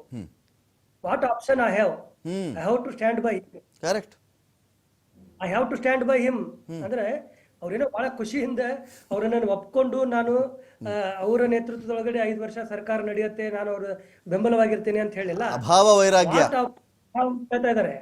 ನನಗೇನು ಬೇರೆ ದಾರಿ ಏನಿದೆ ಅಂತ ಕೇಳ್ತಾ ಇದ್ದಾರೆ. ಅಂದ್ರೆ ದಾರಿ ಇದ್ರೆ ಆ ದಾರಿ ಒಳಗಡೆ ಹೋಗ್ಲಿಕ್ಕೂ ಕೂಡ DK ಶಿವಕುಮಾರ್ ಅವರು ರೆಡಿ ಇದ್ದಾರೆ. ಆದ್ರೆ ಸದ್ಯಕ್ಕೆ ಅವರು ಒಂದು ಏನೋ ಚರ್ಚೆ ಆಗ್ಲಿ, ಯಾವುದು ಕೂಡ ಬಹಳ ಸ್ಮೂತ್ ಆಗಿ ನಡೀತಾ ಇದೆ, DK ಶಿವಕುಮಾರ್ ಅವ್ರ ಪರವಾಗಿ ಯಾರು ಶಾಸಕರು ಮಾತಾಡ್ತಾನೆ ಇಲ್ಲ ಅಂತನ್ನುವ ಒಂದು ಸಂದೇಶ ಹೋಗಬಾರ್ದು ಅನ್ನೋ ಕಾರಣಕ್ಕೆ ಒಂದು ಪ್ರಯತ್ನವನ್ನ ಏನೋ ಮಾಡಿ ನೋಡಿದ್ರು. ಮಾಡಿದ ನಂತರ ಕೆಲವು ಶಾಸಕರುಗಳು ಮಾತಾಡಿದ್ರು. ಸಿದ್ದರಾಮಯ್ಯನವರ ಬಗ್ಗೆ ಅಸಮಾಧಾನ ಇರುವಂತ ಸಿದ್ದರಾಮಯ್ಯನವರ ಪರವಾದಂತ ಶಾಸಕರು ಕೂಡ ಅದರೊಳಗಡೆ ಇದ್ದಾರೆ. ಕಾರಣ ಏನು ಅಂತಂದ್ರೆ 142 ಜನ ಕಾಂಗ್ರೆಸ್ನ MLAಗಳಿದ್ದಾರೆ. ಎಲ್ಲರಿಗೂ ಅವ್ರಿಗೆ ಅಧಿಕಾರ ಸಿಗ್ಲಿಕ್ಕೆ ಸಾಧ್ಯ ಇಲ್ಲ. ಅವ್ರಿಗೆ ಮಂತ್ರಿ ಆಗ್ಬೇಕು ಅನ್ನುವ ಆಕಾಂಕ್ಷೆ ಇರೋರು ಬಹಳ ಜನ ಇದ್ದಾರೆ, ಸೀನಿಯರ್ಗಳಿದ್ದಾರೆ, ಪಾಪ ಎಲಿಜಿಬಲ್ ಇದ್ದಾರೆ, ಕೇಪಬಲ್ ಇದ್ದಾರೆ, ಅವ್ರಿಗೆ ಸಿಗಲೇಬೇಕಾದ ಅರ್ಹರು ಇದ್ದಾರೆ, ಆದ್ರೆ ಅವ್ರಿಗೆ ಸಿಕ್ಕಿಲ್ಲ. ಹೀಗಾಗಿ ಈಗ ಇನ್ನೂ 2.5 ವರ್ಷನೂ ಕೂಡ ಹಿಂಗೆ ಹೋಗ್ಬಿಡ್ತು ಎಲ್ಲ ಸ್ಮೂತ್ ಆಗಿ ಅಂದ್ರೆ ನಮ್ಗೆ ಅಧಿಕಾರ ತಪ್ಪ ಹೋಗ್ಬಿಡತ್ತೆ. ಅವು ಬೇರೆ ಬೇರೆ ಅವ್ರದೇ ಆದಂತ ಕಾರಣಗಳು, ವಯಸ್ಸು, ಮತ್ತೊಂದು ಇನ್ನೊಂದು ಅಂತ, ಮುಂದೆ ನಮ್ಗೆ ಅವಕಾಶ ಸಿಗೋದಿಲ್ಲ ಅಂತ ಅವರು ಕೂಡ ಇದೇ ವಿಚಾರವನ್ನ ಹೇಳ್ತಾ ಇದ್ರು. ಆದ್ರೆ ಅವಾಗ ಇದು ಸ್ವಲ್ಪ ಜಾಸ್ತಿ ಆಯ್ತು. ಅವಾಗ ಪಾರ್ಟಿಯ ಹೈಕಮಾಂಡ್ ನವರು ಸ್ವಲ್ಪ ಎಚ್ಚೆತ್ಕೊಂಡು ಬಂದು ಇವ್ರನ್ನೆಲ್ಲರನ್ನು ಮಾತಾಡಿಸಿ ಎಲ್ಲರನ್ನು ಸಮಾಧಾನ ಮಾಡಿ ಹೇಳಿದ ನಂತರ ಈಗ ಇವರು ನನಗೇನು ಬೇರೆ ದಾರಿ ಇಲ್ಲ ಅಂತ ಇವರು 5 ವರ್ಷ ನಾನೇ ಇರ್ತೇನೆ ಅಂತ ಅವರು ಲೀಡರ್ಶಿಪ್ ಒಳಗಡೆ ಚೇಂಜ್ ಇಲ್ಲ ಅಂತ ಸುರ್ಜೇವಾಲ ಇವರೆಲ್ಲ ಹೇಳ್ತಾ ಇದ್ದಾರೆ. ಅದರರ್ಥ ಎಲ್ಲವೂ ಸಾಲ್ವ್ ಆಗಿದೆ ಅಂತಲ್ಲ, ಡೆಫಿನೆಟ್ಲಿ ಬೆಂಕಿ ಇದೆ, ಅದಕ್ಕೆ ಅದು ಹೊಗೆ ಆಡ್ತಾ ಇದೆ. ಚರ್ಚೆ ಮತ್ತೆ ಮುಂದುವರಿಸ್ತೀವಿ. ಒಬ್ಬ ವ್ಯಕ್ತಿ ಒಂದು ಪಾರ್ಟಿಯಲ್ಲಿ CM ಆಗೋ ವಿಚಾರ ಇದೆಯಲ್ಲ, ಯಾರೋ ಹೇಳಿದಂತೆ ಲಕ್ಕಿ ಲಾಟ್ರಿ ಇತ್ತು, CM ಆಗ್ಬಿಟ್ಟ, ಅವನಿಗೆ ಲಕ್ಕಿತ್ತು, ಅದಿತ್ತು, ಇದಿತ್ತು, ಇದೊಂದು ಭಾಗ. ಎರಡನೇದು ಜಾತಿ ಕಾರಣಕ್ಕೆ CM ಆಗಿಬಿಟ್ರು, ಇದು ಇನ್ನೊಂದು ವಾದ. ಬಟ್ ವಾಸ್ತವ ಏನಂತ ಹೇಳಿದ್ರೆ, ಒಬ್ಬ ಮನುಷ್ಯ ಕರ್ನಾಟಕದಲ್ಲಿ ಯಾವತ್ತು ಯಾರೇ CM ಆಗಿರಲಿ, ನಾಯಕತ್ವದ ಗುಣದಿಂದ, ಜನಗಳನ್ನು ಸೆಳೆಯುವ ತಾಕತ್ತಿನಿಂದ, ವೋಟ್ಗಳನ್ನು ಒಂದು ಪಕ್ಷಕ್ಕೆ ಎಳೆದು ತರುವ ಸಾಮರ್ಥ್ಯದಿಂದ, ಕ್ಯಾಸ್ಟ್ ಯಾವುದೇ ಆಗಿರಲಿ, ಯಡಿಯೂರಪ್ಪವರಾದರೂ ಇದೇ ನಿಜ, ದೇವೇಗೌಡರಾದರೂ ಇದೇ ನಿಜ, ಕುಮಾರಸ್ವಾಮಿಯವರಾದರೂ ಇದೇ ನಿಜ, ಯಾರೇ ಆದರೂ ಕೂಡ ಲಕ್ಕಿ ಲಾಟ್ರಿ ಇವ್ರನ್ನ ದಲಿತರನ್ನ CM ಮಾಡಿ ಅನ್ನೋ ವಿಚಾರ, ಗೌಡ್ರನ್ನ CM ಮಾಡಿ ಅನ್ನೋ ವಿಚಾರ, ಲಿಂಗಾಯತರನ್ನ ಮಾಡಿ ಅನ್ನೋ ವಿಚಾರ, ಯಾರು ಯಾವತ್ತೇ ಆಗಿರಲಿ ರೀ, CM ಆಗಿದ್ದರೆ ತಾಕತ್ತಿಂದ, ನಾಯಕತ್ವದ ಗುಣದಿಂದ, ಒಂದು ಸೂಜಿಗಲ್ಲಿನ ಸೆಳೆತದ ಕಾರಣದಿಂದ ಆಗಿರ್ತಾನೆ ಒಬ್ಬ ಮನುಷ್ಯ. ಸುಮ್ಮನೆ CM ಆಗ್ಬಿಟ್ರೆ ಯಡಿಯೂರಪ್ಪನವರು ರಮಾಕಾಂತ್ ನೋಡಿ, ನೀವು ಹೇಳ್ತಿರೋ 100% ಸತ್ಯ ಇದೆ. ಈಗಿನ ಪರಿಸ್ಥಿತಿ CM ಆಗ್ಬಿಡೋದು ಅಂತ ಹೆಂಗದು ನೋಡಿ. ಈಗ BR ಪಾಟೀಲ್ ಅವರು ಏನೋ ಕ್ಯಾಶುಯಲ್ ಆಗಿ ಮಾತಾಡ್ತಿರ್ತಕ್ಕಂಥ ಸಂದರ್ಭದಲ್ಲಿ ನಾವು ಹಲವಾರು ವಿಚಾರಗಳನ್ನ ಚರ್ಚೆ ಮಾಡ್ತಿರ್ತೀವಿ. ಹಲವಾರು ವಿಚಾರಗಳು ಚರ್ಚೆ ಮಾಡ್ತಕ್ಕಂಥ ಸಂದರ್ಭದಲ್ಲಿ ಯಾವುದೋ ಒಂದು ಸೆಲೆಕ್ಟೆಡ್ ವಿಚಾರಗಳನ್ನ ಅಥವಾ ಸೆಲೆಕ್ಟೆಡ್ ರೆಕಾರ್ಡ್ ಅನ್ನ ಹೊರಗಡೆ ಬಿಡೋದಿದೆಯಲ್ಲ, ಅದು ಕೆಲವು ಟೈಮು ಏನೋ ಕನ್ಫ್ಯೂಷನ್ ಕ್ರಿಯೇಟ್ ಮಾಡಕ್ ಮಾಡ್ತಾರೆ. ಆದ್ರೆ ವಾಸ್ತವದಲ್ಲಿ ನಮ್ಮ ಮಿತ್ರರು ಮಾತಾಡ್ತಾ ಇದ್ರು, ಸೊ ಕಾಂಗ್ರೆಸ್ನಲ್ಲಿ ಒಳಜಗಳಿದೆ ಅಂತ ಹೇಳಿ, ಗ್ಯಾಂಗ್ ವಾರ್ ಇದೆ ಅಂದ್ರು. ಅಲ್ಲ, ಅದೇ ನಾನು ಅವ್ರಿಗೆ ಜ್ಞಾಪಿಸಕ್ಕೆ ಇಷ್ಟಪಡ್ತೀನಿ. ಕಾಂಗ್ರೆಸ್ ಸರ್ಕಾರ ಇಲ್ಲಿ 1994 ಕಾಂಗ್ರೆಸ್ ಸರ್ಕಾರ ಮಾತ್ರ ಒಂದು ಇಂಡಿಪೆಂಡೆಂಟ್ ಸರ್ಕಾರ ರಚನೆ ಮಾಡಿದೆ. 2008ರಿಂದ 13 ಇದ್ದಂತ ಸಂದರ್ಭದಲ್ಲಿ ಬಿಜೆಪಿ ಯಾವ್ಯಾವ ಬೆಂಗಳೂರಲ್ಲ ಇಡೀ ದೇಶದಲ್ಲಿ ಇರ್ತಕ್ಕಂಥ ಎಲ್ಲಾ ರೆಸಾರ್ಟ್ ರಾಜಕಾರಣವನ್ನ ಮಾಡಿದವರು ಯಾರು? ರೆಸಾರ್ಟ್ ರಾಜಕಾರಣವನ್ನು ತಂತೋರಿಸಿದವರು ಇವರು ಕರ್ನಾಟಕಕ್ಕೆ ಮೊದಲು ಬಿಜೆಪಿ ಅವರು. ಯಡಿಯೂರಪ್ಪನ ಇಳಿಸಬೇಕು ಅಂತ ಗಲಾಟೆ ಮಾಡಿ ಬೇರೆ ಬೇರೆ ರೆಸಾರ್ಟ್ ಅಲ್ಲಿ ಹೋಗಿ ಇಳಿದವರು ಯಾರು? ಗಲಾಟೆ ಮಾಡಿದವರು ಇದೇ ರೇಣುಕಾಚಾರ್ಯ ಅಂಡ್ ಗ್ಯಾಂಗ್ ಅವರು. ಅದು ಹೋಗ್ಲಿ 2019ರಲ್ಲಿ 19 23 ಇದ್ದಂತ ರೆಸಾರ್ಟ್ ರಾಜಕಾರಣ ನೋಡಿದಿರಿ. ಬಾಂಬೆಗೆ ಹೋದ್ರು, ಆಪರೇಷನ್ ಕಮಲ ಅನ್ನೋ ಕೆಟ್ಟ ಪರಿಸ್ಥಿತಿನ ಇಡೀ ದೇಶಕ್ಕೆ ಒಂದು ಮಾರಕವಾದಂತ ಪ್ರಜಾಪ್ರಭುತ್ವಕ್ಕೆ ಅಗೇನ್ಸ್ಟ್ ಅನ್ನ ಮಾಡಿದಂತ ಇದು ಮಾರಕ ವಿಚಾರವನ್ನ ಬಿಜೆಪಿ ಮಾಡಿದ್ದಾರೆ. ಇದಲ್ದಿರ ಇವರು ಎಂಟೈರ್ ಸಿಸ್ಟಮ್ ಅಲ್ಲಿ ಬಿಜೆಪಿನಲ್ಲಿ ಇವರು ಇಲ್ಲಿವರೆಗೂ ಕಾಂಗ್ರೆಸ್ ಸರ್ಕಾರದ ನಾಯಕರು ಸಿದ್ದರಾಮಯ್ಯ ಮತ್ತೆ DK ಶಿವಕುಮಾರ್ ಸದಾ ಹೇಳ್ತಾರೆ, ಡೇ 1 ಇಂದ ನಾವು ಒಂದು ಒಗ್ಗಟ್ಟಾಗಿ ಕೆಲಸ ಮಾಡ್ತಿದ್ವಿ ಅಂತ ಹೇಳಿ. ಬಿಜೆಪಿನವ್ರು ಯಾವಾಗ್ಲಾದ್ರೂ ಆಗ್ಲಿ, ಈಗಲ್ಲ ಹಿಂದಿನ ಸರ್ಕಾರದಲ್ಲೂ ಅಷ್ಟೇ, ಯಾವಾಗ್ಲಾದ್ರೂ ಒಂದು ಸಾರಿ ಇವರು ಕೈ ಹಿಡ್ಕೊಂಡು ನೋಡಿದಿರ? ಬಸವರಾಜ ಬೊಮ್ಮಾಯಿ ಹಿಡ್ಕೊಂಡಿದ್ದಾರೆ, ಯಡಿಯೂರಪ್ಪನ ಕೈ ಇಲ್ಲ. ಇವರು ಯಾರು ಇವರ ಈಗಿನ ವಿಜೇಂದ್ರ ಆಗ್ಲಿ, ಅಶೋಕ್ ಅವ್ರ ಜೊತೆಲಿ ಇದ್ದೀರಾ ನೋಡಿದಿರಾ? ಅಶೋಕ್ ಕೈ ಹಿಡ್ಕೊಂಡ್ರೆ ಒಗ್ಗಟ್ಟು ತೋರಿಸ್ಬೇಕು. ಅಲ್ಲ, ಕೈಯಲ್ಲ, ಜೊತೆನಲ್ಲೇ ಇಲ್ವಲ್ಲ, ಅಲ್ಲ ಜೊತೆನಲ್ಲೇ ಇಲ್ವಲ್ಲ. ಬಿಜೆಪಿನಲ್ಲಿ ಇವತ್ತು ಅರವಿಂದ್ ಲಿಂಬಾವಳಿ ಆಗಿರ್ಬೋದು, ಯತ್ನಾಳ್ ಆಗಿರ್ಬೋದು, ಮತ್ತೆ ಕುಮಾರ್ ಬಂಗಾರಪ್ಪ ಆಗಿರ್ಬೋದು, ಮತ್ತೆ ಇನ್ನ ಹಲವಾರು ತಂಡ ಏನಿದೆ, ರಮೇಶ್ ಜಾರಕಿಹೊಳಿ ತಂಡ, ಇವ್ರು ನಿಲ್ಸಿ ವಿಜೇಂದ್ರ ನಿಲ್ಸಿ ಅಶೋಕನ್ ಚೇಂಜ್ ಮಾಡಿ ಅಂತ ಹೇಳಿ ಪ್ರತಿದಿನ ಜಗಳ ಆಡ್ತಾ ಇದ್ದಾರೆ. ನಮ್ಮಲ್ಲಿ ಸಿದ್ದರಾಮಯ್ಯನ ಬದಲು ಮಾಡಿ ಇವತ್ತೇ ಮಾಡಿ ಅಂತ ಯಾರು ಇಲ್ಲ. DK ಶಿವಕುಮಾರ್ ಮುಖ್ಯಮಂತ್ರಿ ಮಾಡಿದ್ದಕ್ಕೆ ಅವರ ಅಭಿಮಾನದಿಂದ ಹೇಳ್ತಾರೆ. ಆದ್ರೆ ಬಿಜೆಪಿನಲ್ಲಿ ನಡ್ತಿರ್ತಕ್ಕಂಥದ್ದು ನೀನು ಒಳ ಜಗಳ ಅಲ್ಲ, ಅದು ಬೀದಿ ಜಗಳ. ಮನೆಯೊಂದು 108 ಬಾಗಿಲು ಹೇಳಿ. ಇಲ್ಲಿವರೆಗೂ ಸಿದ್ದರಾಮಯ್ಯ ಮತ್ತೆ DK ಶಿವಕುಮಾರ್ ಸದಾ ನಾವು ಜೊತೆನಲ್ಲೇ ಇದ್ದೀವಿ ಅಂತ ಕೈ ತೋರಿಸ್ತಾರೆ, ಜೊತೆನಲ್ಲೇ ಇರ್ತಾರೆ, ಪ್ರತಿ ಕಾರ್ಯಕ್ರಮದ ಜೊತೆ ಕುತ್ಕೋತಾರೆ. ಅಶೋಕ್ ಅವರು ಮತ್ತೆ ಇವರು ಜೊತೆಲಿ ಕುತ್ಕೋತಾರ? ಇಲ್ಲ. ಇದೇ ಹಿಂದಿನ ಸರ್ಕಾರದಲ್ಲಿ ಬಿಜೆಪಿ ಇದು ಅಹಮದಾಬಾದ್ಗೆ ಹೋಗಿದ್ರು, ಯಡಿಯೂರಪ್ಪ ಮತ್ತೆ ಇದೇ ಬಸವರಾಜ ಬೊಮ್ಮಾಯಿ ಅವರು ಮುಖ್ಯಮಂತ್ರಿ ಇದ್ದಾಗ ಒಂದೇ ಜಾಗಕ್ಕೆ ಇಬ್ರು 2 ಫ್ಲೈಟ್ ಅಲ್ಲಿ ಹೋಗೋರೆ, 2 ಸ್ಪೆಷಲ್ ಫ್ಲೈಟ್ ಮಾಡ್ಕೊಂಡು ಹೋಗೋರೆ. ಅಂದ್ರೆ ಆ ಮಟ್ಟದ ಬಿರ್ಕಿದ್ದಕ್ಕಂತ ಏನು BL ಸಂತೋಷ್ ಮತ್ತೆ BS ಯಡಿಯೂರಪ್ಪ ಅವರ ಆ ಶೀತಲ ಸಮರ ಇದೆಯಲ್ಲ, ಅದು ಈಗ್ಲೂ ಕಂಟಿನ್ಯೂ ಆಗ್ತಾ ಇದೆ. ಮೋಹನ್, ಒಂದು ಸರ್ಕಾರದಲ್ಲಿ ಈಗ CM ಬದಲಾವಣೆ ಅನ್ನೊಂದು ವಿಚಾರ ಇದೆಯಲ್ಲ, ಒಂದು ಜನಾಕ್ರೋಶ ಕಾಣಬೇಕು, ಜನಗಳ ಒಂದು ದಂಗೆ ಕಾಣಬೇಕು. ಅವಾಗ ಬರೀ CM ಬದಲಾಗಲ್ಲ, ಸರ್ಕಾರಕ್ಕೆ ಕಿತ್ತಾಕ್ಬಿಡ್ತಾರೆ ಜನ. ಆ ಮಟ್ಟದ ಆಕ್ರೋಶ ಅಥವಾ ಅದೊಂದು ಉಪಚುನಾವಣೆಗಳಲ್ಲಿ ರಿಫ್ಲೆಕ್ಟ್ ಆಗಬೇಕು. ಈಗ ಅದೊಂದು ಕ್ರೈಟೀರಿಯಾ ರೀ, ಬೈ ಎಲೆಕ್ಷನ್ ಹಂಗಿದ್ದಿದ್ರೆ ನಾವು ಸೋಲ್ತಾ ಇದ್ವಿ ರೀ, ಬೈ ಎಲೆಕ್ಷನಲ್ಲಿ 3 ಕಡೆ ನಾವು ಗೆದ್ದಿದ್ದೀವಿ ಅಂತ ಆ ಪಕ್ಷ ಮಾತಾಡುತ್ತೆ. ಇದ್ರ ಮಧ್ಯದಲ್ಲಿ CM ಬದಲಾವಣೆ ಅನ್ನೋ ಒಂದು ವಿಚಾರ, ಇದು ಪ್ರತಿಪಕ್ಷದ ಬಾಪ್ತು ಆಗುತ್ತಾ? ಪ್ರತಿಪಕ್ಷದ ವಿಚಾರ ಆಗುತ್ತಾ? ಇದು ಎನಿ ಡೇ ಇಲ್ಲ ಸರ್ಕಾರನೇ ಸರಿ ಇಲ್ವಾ, ಜನಾಕ್ರೋಶ ಇದ್ದು ಭುಗಿಲದ್ದು ಎಲ್ಲರೂ ಜನ ಎಲ್ಲ ಮಾತಾಡ್ತಾ ಇರಬೇಕಾಗತ್ತೆ. ಬಣಗಳಂತ ಬಂದಾಗ ಇನ್ ಕಾಮನ್ ಯಾವ ಪಕ್ಷದಲ್ಲಿ ಬಣಗಳಿಲ್ಲ, ಯಾವ ಪಕ್ಷದಲ್ಲಿ ಗ್ರೂಪಿಸಮ್ ಇಲ್ಲ ಅಂತ ನಾನು ಕೇಳೋದು. ರಮಾಕಾಂತ್, ನೀವು ಜನಾಕ್ರೋಶದ ಬಗ್ಗೆ ಹೇಳಿದ್ರಿ, ಅದು ಖಂಡಿತ ಅದು ಒಳ್ಳೆ ಟಾಪಿಕ್. ನಾನೇ ಬರಬೇಕು ಅಂತ ನೀವೇ ಬಂದ್ರಿ. ಓಕೆ, ಅದಕ್ಕೆ ಮುಂಚೆ ಒಂದಷ್ಟು ನಮ್ಮ ಕಾಂಗ್ರೆಸ್ನ ಮಿತ್ರರು ಹೇಳ್ತಾ ಇದ್ರು, ಏನೋ ರೆಸಾರ್ಟ್ ರಾಜಕಾರಣ ಹಂಗೆ ಹಿಂಗೆ ಅಂತ. ಸೊ 2019 ಧರ್ಮಸ್ಥಳದ ಶುಕವನದಲ್ಲಿ ಸಿದ್ದರಾಮಯ್ಯನವರು ಯಾರ್ಯಾರನ್ನ ಕೂಡಿಸ್ಕೊಂಡು ಶಾಂತಿವನದಲ್ಲಿ ಏನೇನ್ ಮಾತಾಡಿದ್ರು, ಯಾರ್ಯಾರು ಆ ಕಾಂಗ್ರೆಸ್ಸಿನ MLAಗಳು ಆಮೇಲೆ ಎಲ್ಲೋ ಹೋದ್ರು, ಏನಾಯ್ತು ಅನ್ನೋದನ್ನ ಇಡೀ ಜಗತ್ತೇ ನೋಡಿದೆ. ಯಾರು ಶುರು ಮಾಡಿದ್ರು ಧರ್ಮಸ್ಥಳದಲ್ಲಿ ಈ ಒಂದು ರಾಜಕೀಯ ಅಂತ ಹೇಳಿ. ಅದಾದ ಮೇಲೆ ನಮ್ಮ ಪಕ್ಷಕ್ಕೆ ಬಂದಂತವ್ರು ಎಲ್ಲರೂ ಮತ್ತೆ ವಾಪಸ್ ಚುನಾವಣೆಗೆ ಹೋಗಿ ಗೆದ್ದು ಬಂದು ವಿಧಾನಸೌಧದಲ್ಲಿ ಕೂತಿರೋರು, ಆಯ್ತಾ. ಸೊ ಇವ್ರ ಆಪರೇಷನ್ ಕಮಲ ಅಂತದ್ದು ಪ್ರಜಾಪ್ರಭುತ್ವಕ್ಕೆ ಅಥವಾ ಮತದಾರರಿಗೆ ಮಾಡಿದಂತ ದೊಡ್ಡ ಅವಮಾನ. ಅದು ಇವ್ರಿಗೆ ಸುಳ್ಳು ಹೇಳ್ಕೊಂಡ್ ಬರ್ತಾ ಇದ್ದಾರೆ, ಅದಕ್ಕೆ ದೇಶದಲ್ಲಿ ಎಲ್ಲ ಕಡೆ ಸೋತ್ಕೊಂಡ್ ಬರ್ತಾನೆ ಇದ್ದಾರೆ, back to back, state by state. Okay, ಅದೊಂದ್ ಕಡೆ.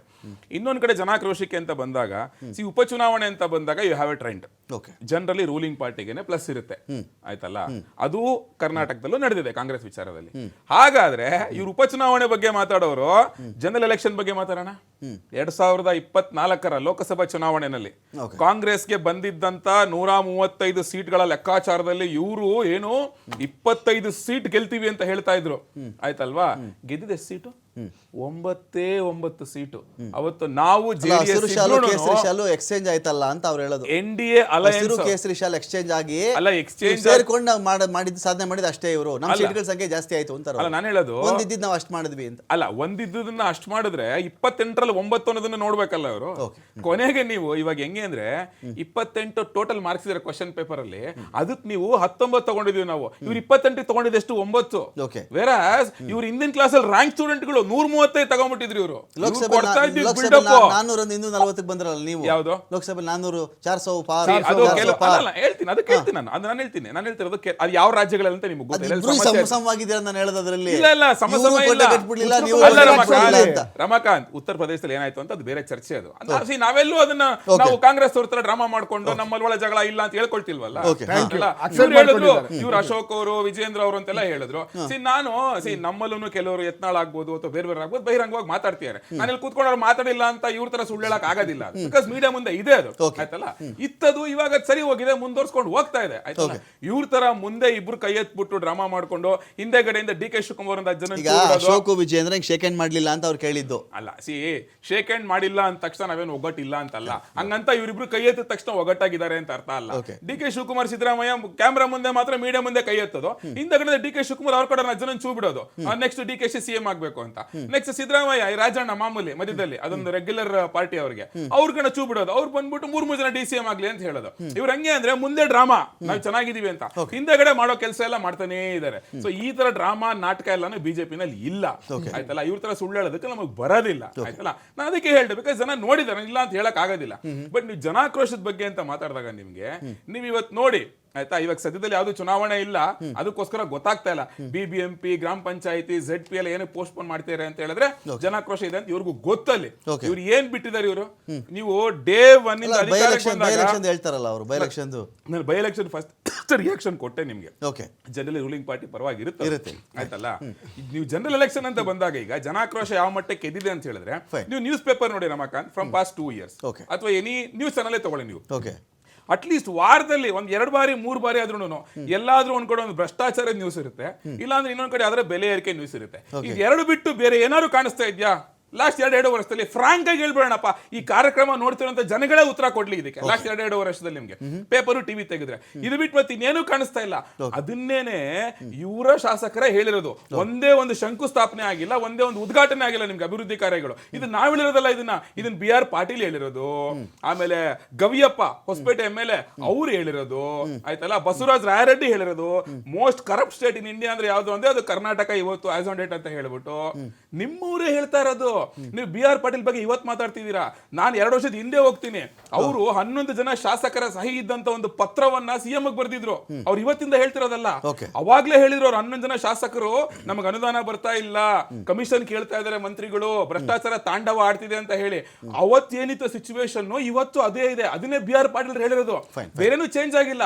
ಸೊ ಈ ತರ ಒಂದು ಭ್ರಷ್ಟಾಚಾರದ ಕೂಪದಲ್ಲಿ ತುಳಿದಿರುವಂತ ಈ ಕಾಂಗ್ರೆಸ್ ವಿರುದ್ಧವಾಗಿ ಜನಾಕ್ರೋಶ ಇದ್ರೆ ಮತ್ತಿನ್ನೇನಾಗುತ್ತೆ? ಫೈನ್, ನಾನು ಸುಭಾಷ್ ತನ್ನ ಮಾತಾಡಿಸ್ತೀನಿ. ಸುಭಾಷ್ ತನ್ನ ಮಾತಾಡಿಸ್ಬೇಕು. 3-4 ಕ್ವಶನ್ ಇದೆ, ಅವ್ರಿಗೆ ಕೇಳಲೇಬೇಕು, ನಾನು ಕೇಳ್ತೀನಿ. ಒಂದು ಸುಭಾಷ್ ಶುಗರ್ ಸರ್ ಸಂಪರ್ಕ ಕಡಿತಗೊಂಡಿದ್ದೆ, ನಾನು ಮತ್ತೆ ಅವರಿಗೆ ಪ್ರಯತ್ನ ಮಾಡ್ತಾ ಇದ್ದೀನಿ. ನನ್ನ ಪಾಯಿಂಟ್ ಇಲ್ಲಿ ರಘು, ಈಗ ನಾನು ಬಂದೆ ಸುಭಾಷ್ ಶೋಗರ್ ಸರ್ಗೆ ಬಂದ್ಬಿಡ್ತೀನಿ ನಾನು. ಸುಭಾಷ್ ಸರ್, ಈಗ ನನ್ನ ಪಾಯಿಂಟ್ ಇಲ್ಲಿ, ಈಗ DCM ಆಗಿದ್ದಾರೆ ಒಬ್ಬ ವ್ಯಕ್ತಿ, ಅವರು CM ಆಗಬೇಕು, ಅವ್ರಿಗೆ ಅರ್ಹತೆನೂ ಇರಬಹುದು ಅಂದರೆ ಒಂದು, ಇನ್ನೇನು ಮಾಡಲಿ ನಾನು ಅನ್ನೋ ಪರಿಸ್ಥಿತಿಲಿದ್ದಾರೆ. ಇನ್ನೇನು ಮಾಡಲಿ ನಾನು, ಅಸಹನೆಯೂ ಇರಬಹುದು.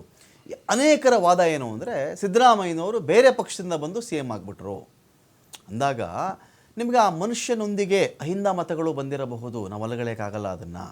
ಆ ಮನುಷ್ಯ ಒಂದು ಬಳ್ಳಾರಿ ಪಾದಯಾತ್ರೆ ಮಾಡಿರಬಹುದು, ಆಗ ಒಂದು ಹುರುಪು ಕ್ರಿಯೇಟ್ ಆಗಿರಬಹುದು. ಅದೇ ಸಂದರ್ಭದಲ್ಲಿ ರಾಜ್ಯ BJPಲಿದ್ದಂಥ ಸಮಸ್ಯೆಗಳು, ರೆಡ್ಡಿ ಅವರು ಜೈಲಿಗೆ ಹೋದಂಥ ವಿಚಾರಗಳಿಂದ ಹಿಡ್ಕೊಂಡು ಅನೇಕ ವಿಚಾರಗಳು ಸಡೆ ಸಿಕ್ತವ್ರಿಗೆ ಒಮ್ಮೆ ಅವರು CM ಆದರು. ಆ ನಂತರ ಇನ್ನೊಂದು ಟರ್ಮ್ ಇವ್ರಿಗೆ ಕೊಡಲಾಯಿತು. ಇಲ್ಲೂ ಕೂಡ 2-3 ಮುಖ್ಯಮಂತ್ರಿಗಳ ಚೇಂಜ್ ಅನ್ನೋ ಒಂದು ಮಾತು ಬಂತು. ಕುಮಾರಸ್ವಾಮಿ ಅವರಾಯಿತು, ಈ ಕಡೆ ಮೊದಲಿಗೆ ಯಡಿಯೂರಪ್ಪನವರಾಯಿತು, ಆನಂತರ ಬೊಮ್ಮಾಯಿ ಅವರಾದರು, ಮತ್ತೆ 3 ಮುಖ್ಯಮಂತ್ರಿಗಳು ನೋಡ್ಬಿಡ್ತು ಈ 5 ವರ್ಷಗಳಲ್ಲಿ. ಇನ್ನೊಂದು ಟರ್ಮ್ ಸಿಕ್ಕಿದಾಗ ಇನ್ನೊಬ್ರಿಗೆ ಅರ್ಹತೆ ಇರೋದು ಬೇರೆ, ಆದರೆ ನಾಯಕತ್ವ, ಲೀಡರ್ಶಿಪ್, ಜೊತೆಗೆ ಬಿಹಾರ ಚುನಾವಣೆ ಬರ್ತಾ ಇದೆ. ಹತ್ತಿರ ನಮಗೆ 64% ಹಿಂದುಳಿದ ವರ್ಗಗಳು ಅಥವಾ ಹಿಂದುಳಿದ ಜನಾಂಗ ಇರತಕ್ಕಂಥ ಒಂದು ರಾಜ್ಯ ಅದು. ಈ ಸಂದರ್ಭದಲ್ಲಿ ಕಾಂಗ್ರೆಸ್ ಹೈಕಮಾಂಡ್ ಸಿದ್ದರಾಮಯ್ಯವ್ರನ್ನ ಬದಲಾಯಿಸುವಂಥ ಹರಸಾಹಸಕ್ಕೆ ಕೈ ಹಾಕುತ್ತಾ ಅಂತ? ರಮಾಕಾಂತ್, ಇದು ಎಂಡ್ ಆಫ್ ದಿ ಡೇ ಇದು ಕಾಂಗ್ರೆಸ್ ಪಾರ್ಟಿಯ ಇಂಟರ್ನಲ್ ಮ್ಯಾಟ್ರು. ಅವರು ಪಕ್ಷದೊಳಗಡೆ ಏನೋ ಒಂದು ಅರೇಂಜ್ಮೆಂಟು, ಏನೋ ಒಂದು ಅಡ್ಜಸ್ಟ್ಮೆಂಟು, CM ಆಗುವ ವೇಳೆ 2023 ಚುನಾವಣೆ ಮುಗಿದ ತಕ್ಷಣ ಸಿದ್ದರಾಮಯ್ಯನವರು ಮುಖ್ಯಮಂತ್ರಿ ಆಗೋದಕ್ಕಿಂತ ಮುಂಚೆ ಡೆಲ್ಲಿ ಒಳಗಡೆ ಏನೇನು ಎಲ್ಲವೂ ಒಂದು ಮೇಲಾಟ ನಡೀತು, ಏನು ಸರ್ಕಸ್ ನಡೀತು ಅಂತ ನಮಗೆಲ್ಲ ಗೊತ್ತಿದೆ. ಅವರೇನು ಅಷ್ಟೊಂದು ಸ್ಟ್ರಾಂಗ್ ಬಲಿಷ್ಠವಾದಂಥ ಮೆಜಾರಿಟಿ ಇದ್ರೂ ಕೂಡ ತಕ್ಷಣಕ್ಕೆ ಬಂದು ಅವರೇನು ಓತು ತಗೊಳ್ಳಿಲ್ಲ. ಡೆಲ್ಲಿ ಒಳಗಡೆ ಒಂದು ವಾರ 10 ದಿನಗಳ ಕಾಲ ಬಹಳ ಎರಡೂ ಕಡೆಗಳಿಂದ ಬಹಳ ದೊಡ್ಡ ಹಗ್ಗ ಜಗ್ಗಾಟ ನಡೀತು. ಅದಾದ ನಂತರ ಒಂದು ಏನೋ ಫಾರ್ಮುಲಾ ಅಲ್ಲಿ ಆಗಿದೆ ಅಂತ ಹೇಳ್ತಾರೆ. ಇದು ಫಾರ್ಮುಲಾ ಆಗಿದೆಯೋ ಇಲ್ವೋ ಇದನ್ನ ಬಹುಶಃ ಅದು ಆ ಪಾರ್ಟಿ ಒಳಗಡೆ ಇರುವಂತ ಕೋರ್ ಕಮಿಟಿ ಅವ್ರಿಗೆ, ಹೈಕಮಾಂಡ್ ಅವ್ರಿಗೆ, ಸಿದ್ದರಾಮಯ್ಯನವ್ರಿಗೆ, DK ಶಿವಕುಮಾರ್ ಅವ್ರಿಗೆ ಗೊತ್ತಿರ್ಬೋದು. ಅವ್ರನ್ನ ಬಿಟ್ರೆ ಬೇರೆ ಯಾರಿಗೂ ಗೊತ್ತಿಲ್ಲ. ಆದ್ರೆ ಏನೋ ಒಂದು ಆಗಿದ್ದಂತೂ ಸತ್ಯ. ಏನೂ ಆಗದೇನೆ 10 ದಿವಸ ಹಗ್ಗ ಜಗ್ಗಾಟ ಮಾಡಿ ಅಥವಾ ಒಂದು ವಾರ ಹಗ್ಗ ಜಗ್ಗಾಟ ಮಾಡಿ ತಕ್ಷಣಕ್ಕೆ ಬಂದು ಒಪ್ಕೊಂಡು DK ಶಿವಕುಮಾರ್ ಅವರು ಉಪಮುಖ್ಯಮಂತ್ರಿ ಆಗೋದಕ್ಕೆ ಅಥವಾ ಸಿದ್ದರಾಮಯ್ಯನವ್ರನ್ನ ಮುಖ್ಯಮಂತ್ರಿ ಸ್ಥಾನದಲ್ಲಿ ಒಪ್ಕೊಂಡಿರೋದಿಲ್ಲ ಅಂತ ನನಗನ್ಸುತ್ತೆ. ಏನೋ ಒಂದು ಆಗಿದೆ. ಆ ಒಂದು ಅರೇಂಜ್ಮೆಂಟ್ ಏನಿದೆ ಅದರ ಒಂದು ಸಮಯ ಹತ್ತಿರ ಬರ್ತಿರ್ಬೋದು. ಅದಕ್ಕೋಸ್ಕರ ಪಾರ್ಟಿ ಒಳಗಡೆ ಎಲ್ಲರೂ ಕೂಡ ಒಂದು ರೀತಿ ಒತ್ತಡ ಹೇರುವಂತ ಪ್ರಯತ್ನವನ್ನ ಮಾಡ್ತಾ ಇದ್ದಾರೆ. ಆಮೇಲೆ ಬೇರೆ ಪಾರ್ಟಿಯಿಂದ ಬಂದ್ರು CM ಆದ್ರು ಅಂತ ನೀವು ಹೇಳಿದ್ರಿ. ಅದು ನೋಡಿ, ಬೇರೆ ಪಾರ್ಟಿಯಿಂದ ಬಂದ್ರು, ಅವರು ಅದೇ ಪಾರ್ಟಿ ಒಳಗಡೆ ಇದ್ರು, ಅವ್ರಿಗೆ ವಯಸ್ಸಾಗಿತ್ತೋ ಇಲ್ವೋ, ಅನುಭವ ಇತ್ತೋ ಇಲ್ವೋ ಗೊತ್ತಿಲ್ಲ. ರಾಜಕಾರಣದೊಳಗಡೆ ಯಾರು ಹೆಚ್ಚಿನ ಮತಗಳನ್ನ ತಂದು ಕೊಡ್ತಾರೆ, ಯಾರು ಹೆಚ್ಚು ಸೀಟ್ಗಳನ್ನ ಗೆಲ್ಲಿಸ್ತಾರೆ, ಯಾರಿಗೆ ಜನಪ್ರಿಯತೆ ಇರುತ್ತೆ, ಅವರು ಮುಖ್ಯಮಂತ್ರಿ ಆಗ್ತಾರೆ. ಒಬ್ಬನೇ ಒಬ್ಬ ಬೇರೆ ಪಾರ್ಟಿಯ MLA ಕರ್ಕೊಂಡು ಬಂದು ಎಲ್ಲರೂ ಕೂಡ ಅವನಿಗೆ ಬೆಂಬಲ ಕೊಟ್ಟು ಅವನನ್ನೇ ಮುಖ್ಯಮಂತ್ರಿ ಮಾಡಿದಂತ ಉದಾಹರಣೆಗಳು ಕೂಡ ನಮ್ಮ ದೇಶದೊಳಗಡೆ ಇದಾವೆ. ಹೀಗಾಗಿ at the end of the day ultimately ಆ ಜನಪ್ರಿಯತೆ ಏನಿದೆ ಅಲ್ಲ ನಾಯಕಂದು, ಅದು ಮಾತ್ರ ಕೌಂಟ್ ಆಗತ್ತೆ. ಈಗ 100% ಸಿದ್ದರಾಮಯ್ಯನವ್ರನ್ನ ಬಿಟ್ರೆ DK ಶಿವಕುಮಾರ್ ನಂಬರ್ 2 ಕರ್ನಾಟಕದ ಕಾಂಗ್ರೆಸ್ ಪಾರ್ಟಿಯ ಸರ್ಕಾರದೊಳಗಡೆ ಇವತ್ತಿನ ದಿವಸ. ಅದನ್ನ ಯಾರು ಕೂಡ ನಿರಾಕರಣೆ ಮಾಡ್ಲಿಕ್ಕೆ ಸಾಧ್ಯ ಇಲ್ಲ. ಅದಕ್ಕೆ ಒಳಗಡೆ ಅವ್ರಿಗೆ ಒಂದು ಆ ರೀತಿಯಾದಂತ ಒಂದು ಕಳವಳ, ಒಂದೇನೋ ಒಂದು ಟೆನ್ಷನ್, ಎಂಗ್ಸೈಟಿ ಆಗ್ತಾ ಇರ್ಬೋದು. ಯಾಕಂದ್ರೆ ನನಗೆ ಬರುವಂತ ಒಂದು ಅವಕಾಶ ಏನು ಅದು ಸಿಗತ್ತೋ ಇಲ್ವೋ, ಅಕಸ್ಮಾತ್ ಅದು ಈಗ ಸಿಗದೆ ಇದ್ರೆ ಮುಂದಿನ ಚುನಾವಣೆ ಒಳಗಡೆ ಪಕ್ಷ ಅಧಿಕಾರಕ್ಕೆ ಬರ್ತದೋ ಇಲ್ಲೋ ಗೊತ್ತಿಲ್ಲ. ಈಗಂತೂ ಅಧಿಕಾರಕ್ಕೆ ಬಂದಿದೆ, ಈಗಲೇ ಸಿಕ್ಬಿಟ್ರೆ ಒಳ್ಳೇದು. ಅಥವಾ ಅವ್ರಿಗೇನೋ ಒಂದು ಆಂಗ್ಸೈಟಿ ಇದೆ. ಅದಕ್ಕೋಸ್ಕರ ಈ ಎಲ್ಲ ಒತ್ತಡವನ್ನು ಸೃಷ್ಟಿ ಮಾಡುವಂತ ಕೆಲಸವನ್ನ ಅವರ ಕಡೆ ಸುಭಾಷ್ ಸರ್, ಈಗ ಒಬ್ಬ ನಾಯಕನ ವಿಚಾರದಲ್ಲಿ ಬ್ಲ್ಯಾಕ್ ಮೇಲ್ ಮಾಡೋದಾಗ್ಲಿ, ಅಥವಾ ಒಬ್ಬ ನಾಯಕನ ವಿಚಾರದಲ್ಲಿ ಒಂಥರ ಹೀಗಳಿಯೋದಾಗಲಿ, ಅಥವಾ ಇಂಥವ್ರು CM ಆಗಲೇಬೇಕು ಅಥವಾ ಇವ್ರು ಆಗಬಾರ್ದು, ಇಂಥ ಹೇಳಿಕೆಗಳಿದೆಯಲ್ಲ ಸರ್, ಎಷ್ಟು ಮಟ್ಟಿಗೆ ಎಫೆಕ್ಟಿವ್ ಇದು? ಅಥವಾ ಜಸ್ಟ್ ನಾನೊಂದು ಸೆಂಟರ್ ಆಫ್ ಅಟ್ರಾಕ್ಷನ್ ಆಗಿರಬೇಕು, ನಂದು ಒಂದು ಸ್ಟೇಟ್ಮೆಂಟ್ ಇರಲಿ, ಈ ಕಾರಣಕ್ಕಿಂತ ಹೇಳಿಕೆಗಳು ಬರ್ಲಿಕ್ಕೆ ಸಾಧ್ಯನಾ ಅಂತ? ಎಲ್ಲ ಕಾರಣಗಳು ಕೂಡ ಇರ್ಬೋದು. ಈಗ ನಾನು ಸುದ್ದಿಯಲ್ಲಿ ಇರಬೇಕು ಅನ್ನೋ ಕಾರಣಕ್ಕೂ ಕೂಡ ಹೇಳಿಕೆಗಳು ಕೊಡ್ತಾ ಇರ್ಬೋದು.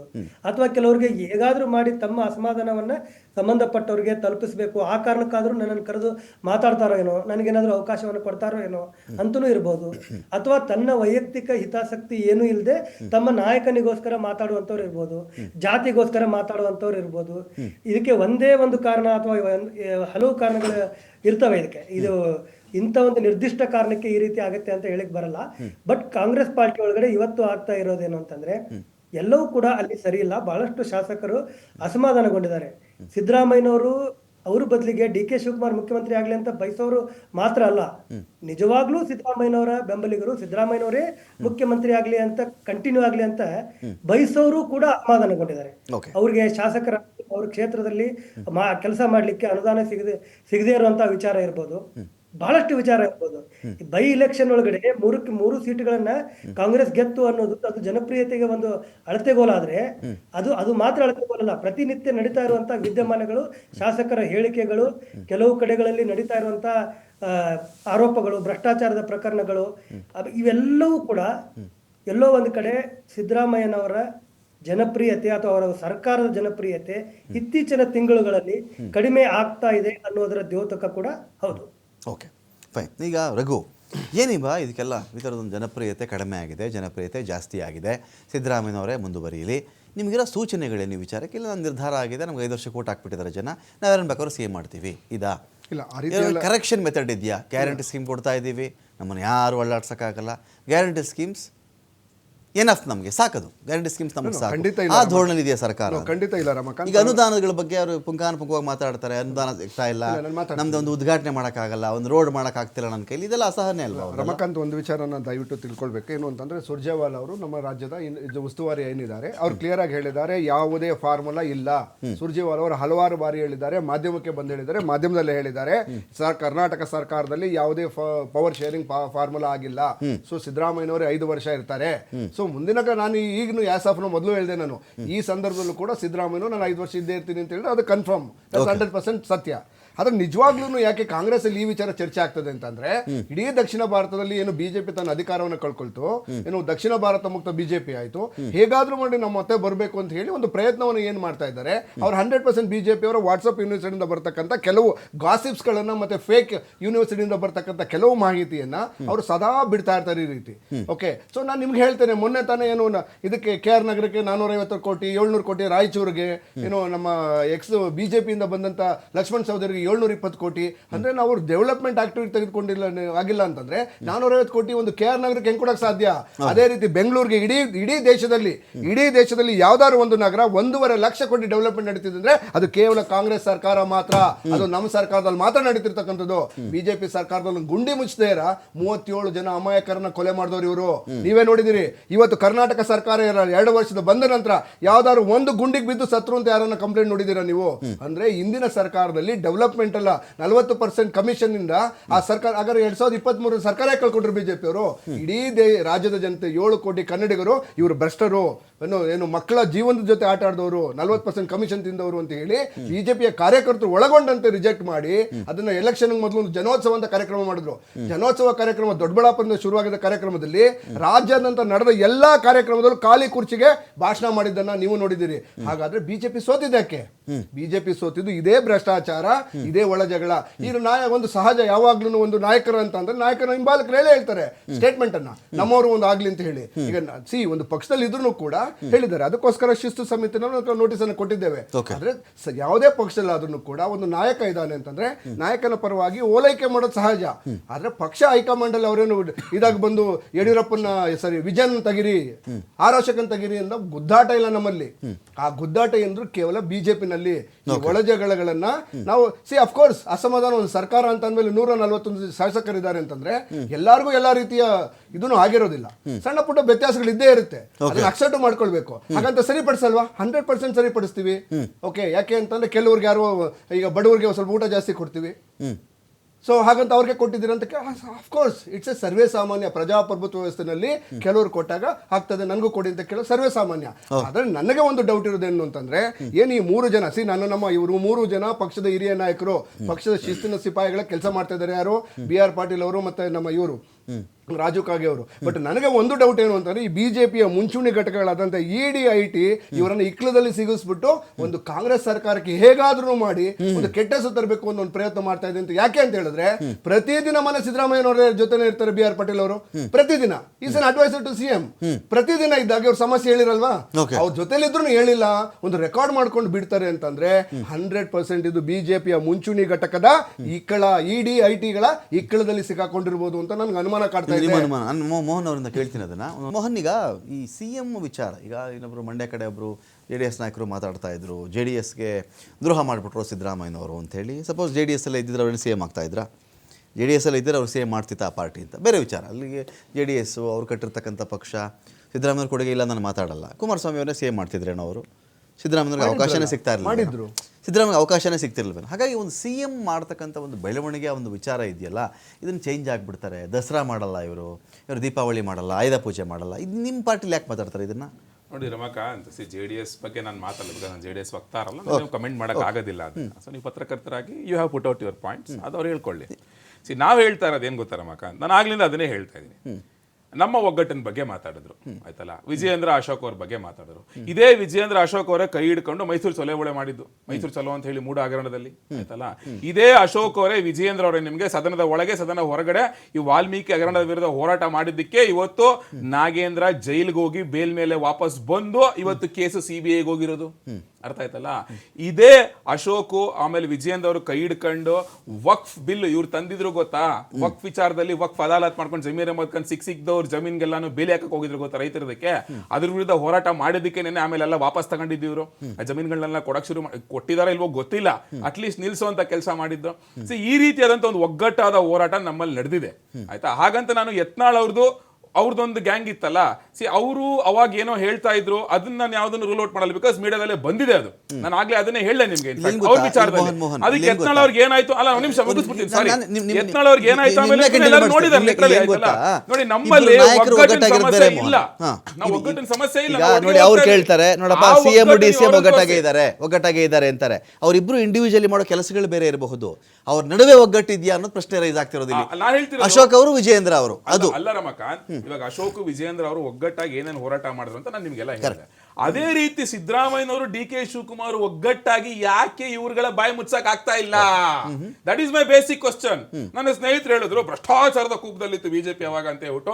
ಅವ್ರು ನಾನು ಫಸ್ಟ್ ಬೈಟ್ ಅಲ್ಲಿ ಕೇಳಿದಂತ ಪ್ರಶ್ನೆ ಇವಾಗವರೆಗೂ ಉತ್ತರ ಕೊಟ್ಟಾಗ ಆಗೇ ಇಲ್ಲ ಅವ್ರಿಗೆ.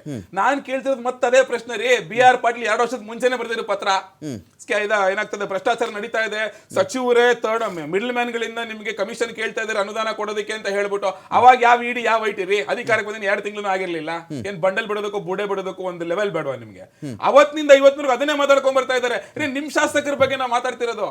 ನಿಮ್ಮವರೇ ಅವರು BR ಪಾಟೀಲ್ ಯಾರು ಪೊಲಿಟಿಕಲ್ ಸೆಕ್ರೆಟರಿ ಆಗಿದ್ದವರು, ಬಸವರಾಜ ರಾಯರೆಡ್ಡಿ ಯಾರು ಅವ್ರ ಎಕನಾಮಿಕ್ ಅಡ್ವೈಸರ್. ನಿಮ್ಗೆ CM ಸುತ್ತಲೂ ಇರೋರು, ನಿಮ್ CM ಜೊತೆಲಿರೋರೇ ನಿಮ್ಮ ಮೇಲೆ ಆರೋಪ ಮಾಡ್ತಾ ಇರೋದು, ಭ್ರಷ್ಟಾಚಾರ ಮಾಡ್ತಿರೋದು ನಿಮ್ಮ ಸಚಿವರೇ. ಹಾಗಾದ್ರೆ ಯಾರ್ಯಾರ ಸಚಿವರು, ಯಾರು ಇವ್ರ ತರ ದುಡ್ಡು ಕೇಳ್ತಾ ಇರೋದು? ಒಬ್ರು ಶಾಸಕರು ಸಚಿವರ ಹತ್ರ ಒಂದು ಅನುದಾನ ತರೋದಕ್ಕೆ ಕಮಿಷನ್ ಕೊಡ್ಬೇಕು ಅಂದ್ರೆ ಯಾವ ಮಟ್ಟಕ್ಕೆ ಹಾಳಾಗೋಗಿದೆ ಈ ಸರ್ಕಾರ? ಹಾಗಾದ್ರೆ ನಾವು ಆ ಪ್ರಶ್ನೆ ಕೇಳಿದ್ರೆ ಅವಾಗ್ಲಿಂದ ನಮ್ದು ಬಿಡ್ರಿ, ನಿಮ್ಮ ಒಳಗಡೆ ಇರೋ ಬಗ್ಗೆ ಮಾತಾಡಿ. ಗವ್ಯಪ್ಪನವ್ರು ಕೇಳಿದ್ರೆ ಅವತ್ತು ಓಪನ್ ಆಗಿ ನೋಡಿ, ಬಿಜೆಪಿ ಅವರು ಹೊಸಪೇಟೆನಲ್ಲಿ ಇವರು ನಮ್ಮ ಯಾರಪ್ಪ ಅವರು ಆನಂದ್ ಸಿಂಗ್ ಅವರು ಶಾಸಕರಾಗಿದ್ದಾಗ ಅನುದಾನ ತರಿಸ್ಕೊಟ್ಟಿದ್ರು. ಆ ಹಣದಿಂದ ಅಟ್ಲೀಸ್ಟ್ 2 ವರ್ಷ ನಾನು ಮುಂದುವರ್ಸ್ಕೊಂಡ್ ಬಂದೆ ಬಿಜೆಪಿ ಅನುದಾನದಿಂದ. ಇವಾಗ ಮಾಡೋದಕ್ಕೆ ನನ್ನ ಹತ್ರ ದುಡ್ಡೇ ಇಲ್ಲ, ಕೆಲಸ ಮಾಡೋದಕ್ಕೆ ಕೆಲಸ ಕೊಡಿ ಅಂತ ಅವರೇ ಕೇಳಿರೋದು. ರಾಜು ಕಾಗಿ ಅವ್ರು ಫಸ್ಟ್ ಟೈಮ್ ಕೇಳ್ತಾ ಇಲ್ಲ, ಅವರು ಅವಾಗಿಂದ ಕೇಳ್ಕೊಂಡ್ ಬರ್ತಾನೆ ಇದಾರೆ. ಕಾಂಟ್ರಾಕ್ಟರ್ಗಳು ಸೂಸೈಡ್ ಮಾಡ್ಕೊಂಡಿಲ್ವಾ? ಪ್ರಿಯಾಂಕಾ ಖರ್ಗೆ ಅವ್ರ ಹೆಸರು ಬರ್ದ್ಬಿಟ್ಟು ಗುಲ್ಬರ್ಗ, ಇಲ್ಲಿ ಯಾವ್ದು ಗುಲ್ಬರ್ಗ ಜಿಲ್ಲೆನಲ್ಲಿ. ಹಾಗಾದ್ರೆ ಅವ್ರಲ್ಲೇನು ಸುಮ್ನೆ ಕೂತಿಯಾರೆ? ತಿರ್ಗಾ 43 ಕೋಟಿ ಕ್ಯಾಶ್ ಸಿಕ್ಕಿದ್ ಯಾರ ಮನೆಯಲ್ಲಿ? ತೆಲಂಗಾಣ ಎಲೆಕ್ಷನ್ ಟೈಮ್ ಅಲ್ಲಿ ಯಾರ ಮನೆಯಲ್ಲಿ? ತಿರ್ಗಾ ವಾಲ್ಮೀಕಿ ಡೆವಲಪ್ಮೆಂಟ್ ಬೋರ್ಡ್ ಅಲ್ಲಿ ನಿಮಗೆ ಅದು ಎಂತ ವರ್ಸ್ಟ್ ಸ್ಕ್ಯಾಮ್ ಅಂದ್ರೆ ನನ್ನ ಕಡೆ worst scam in the world ಅಂತ ಹೇಳ್ಬೋದು ಇದುವರೆಗೂ. ನಿಮಗೆ ಫೇಕ್ ಅಕೌಂಟ್ಗಳು ಕ್ರಿಯೇಟ್ ಮಾಡೋದು, ದುಡ್ಡು ಟ್ರಾನ್ಸ್ಫರ್ ಮಾಡೋದು, ವಿಡ್ರಾ ಮಾಡೋದು, ಕಮಿಷನ್ ಕೊಡೋದು, ಏನ್ ಬೆನ್ಸ್ ಅಂತೆ, ಆಡಿ ಅಂತೆ, ಲಂಬರ್ಗಿನಿ ಕಾರ್ ಅಂತೆ, ಮನೆ ಅಂತೆ, ಚಿನ್ನ ಅಂತ. ಯಾರ ಮನೆ ರೀ ಅದು? ಯಾರ ದುಡ್ಡದು? ಆಯ್ತಲ್ಲ, ಅದನ್ನೆಲ್ಲ ಚೆನ್ನಾಗಿ ತಿಂತಿ ಹಾಕ್ಬಿಟ್ರೆ ಅವರು. ಯಾರ ಹೆಸರು ಬಂದಿದ್ದು? ಮತ್ತದ ನಾಗೇಂದ್ರ ಇವ್ರ ಶಾಸಕರೇ. ನಾನ್ ಹೇಳ್ತಿರೋದು ನಿಮ್ಮ ಶಾಸಕರು, ನಿಮ್ಮ ಮಂತ್ರಿಗಳೇ ಮಾಡ್ತಿರೋ ಆರೋಪ ಇದು. ನಾವ್ ಹೇಳ್ತಿರೋದಲ್ಲ. ಅಲ್ಲಿ ನೀವು ಅವ್ರಿಗೆ ಉತ್ತರ ಕೊಡಿ, ನಮ್ಗೆ ಆಮೇಲೆ ಕೊಡಿರಂತೆ. ನೀವು ಅವ್ರಿಗೆ ಉತ್ತರ ಕೊಟ್ಬಿಟ್ಟು ಕರ್ನಾಟಕ ಜನತೆಗೆ ಉತ್ತರ ಕೊಡಿ. ನಾನು ಹೇಳಿದ್ನಲ್ಲ, ನಾನು ಆಗ್ಲೇ ಹೇಳ್ದಂಗೆ ವಿಜಯೇಂದ್ರ ಅವರು ಅಶೋಕ್ ಅವರು ಒಟ್ಟಿಗೆ ಸೇರಿ ಹೋರಾಟ ಮಾಡಿದಕ್ಕೆ ಇವತ್ತು ಇಷ್ಟೆಲ್ಲಾನು ಒಂದು ಸಕ್ಸಸ್ ಕಂಡಿರೋದು ನಾವು ಆಸ್ ಎ ವಿರೋಧ ಪಕ್ಷವಾಗಿ. ಗೊತ್ತಾಯ್ತಲ್ಲ.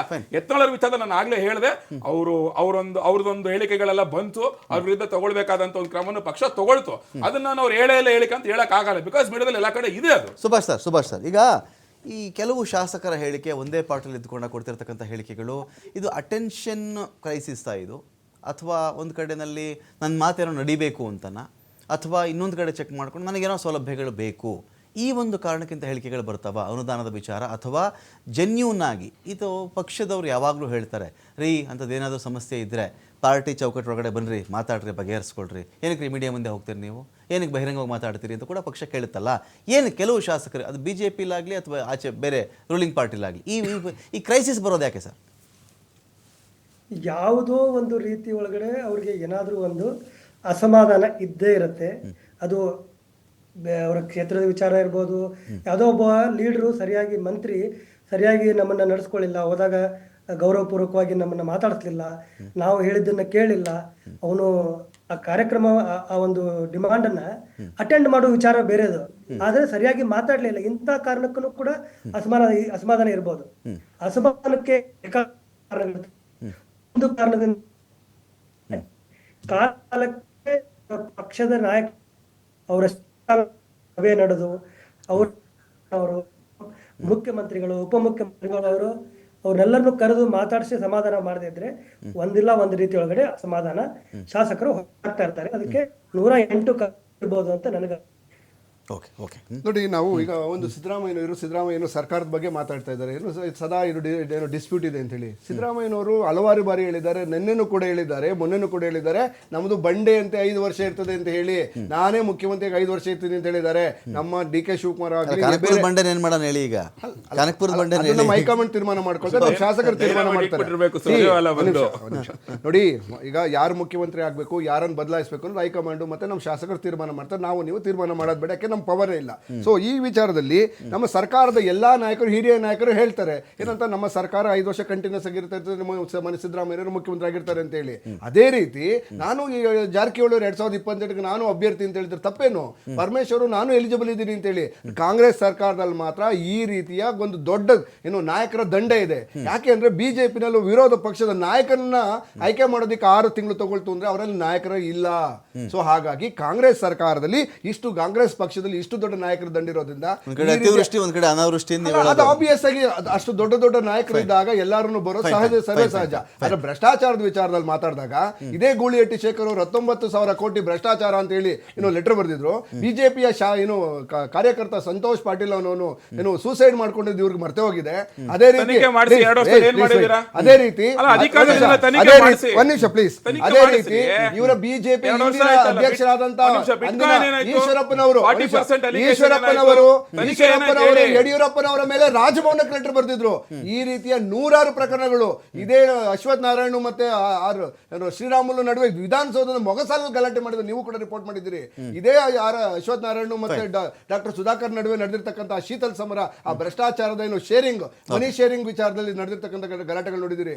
ಇದೇ ಅರವಿಂದ್ ಲಿಂಬಾವಳಿ 70 ಲಕ್ಷ ತಗೊಂಡ್ರು ಅಂತ ಹೇಳಿ ನಮ್ಮ ಇವರು MTV ನಾಗರಾಜ್ ಅವರು ಹೇಳಿದ್ರೆ 70 ಲಕ್ಷ ತಗೊಂಡ್ರು ಸಾಯಲ್ವಾ ಅವನು ಅಂತ ಹೇಳಿ. ಸೊ ಹೀಗಾಗಿ ಭ್ರಷ್ಟಾಚಾರದ ಕೂಪದಿಂದನೇ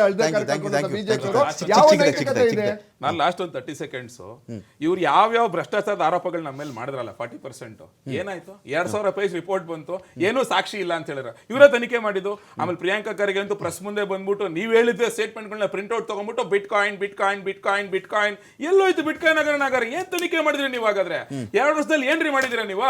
ಕೋವಿಡ್ ವಿಚಾರದಲ್ಲೂ ಅಷ್ಟೇ ಇಲ್ಲ ಸಲ್ಲದ ಆರೋಪಗಳನ್ನ ಮಾಡಿದ್ರಿ, ಏನ್ ತನಿಖೆ ಮಾಡಿದ್ರಿ? ಯಾರ ಒಳಗಾಕಿದ್ರಿ ಅಥವಾ ನೀವು ಯಾರನ್ನ ಏನ್ ಮಾಡ್ರಿ ನೀವು?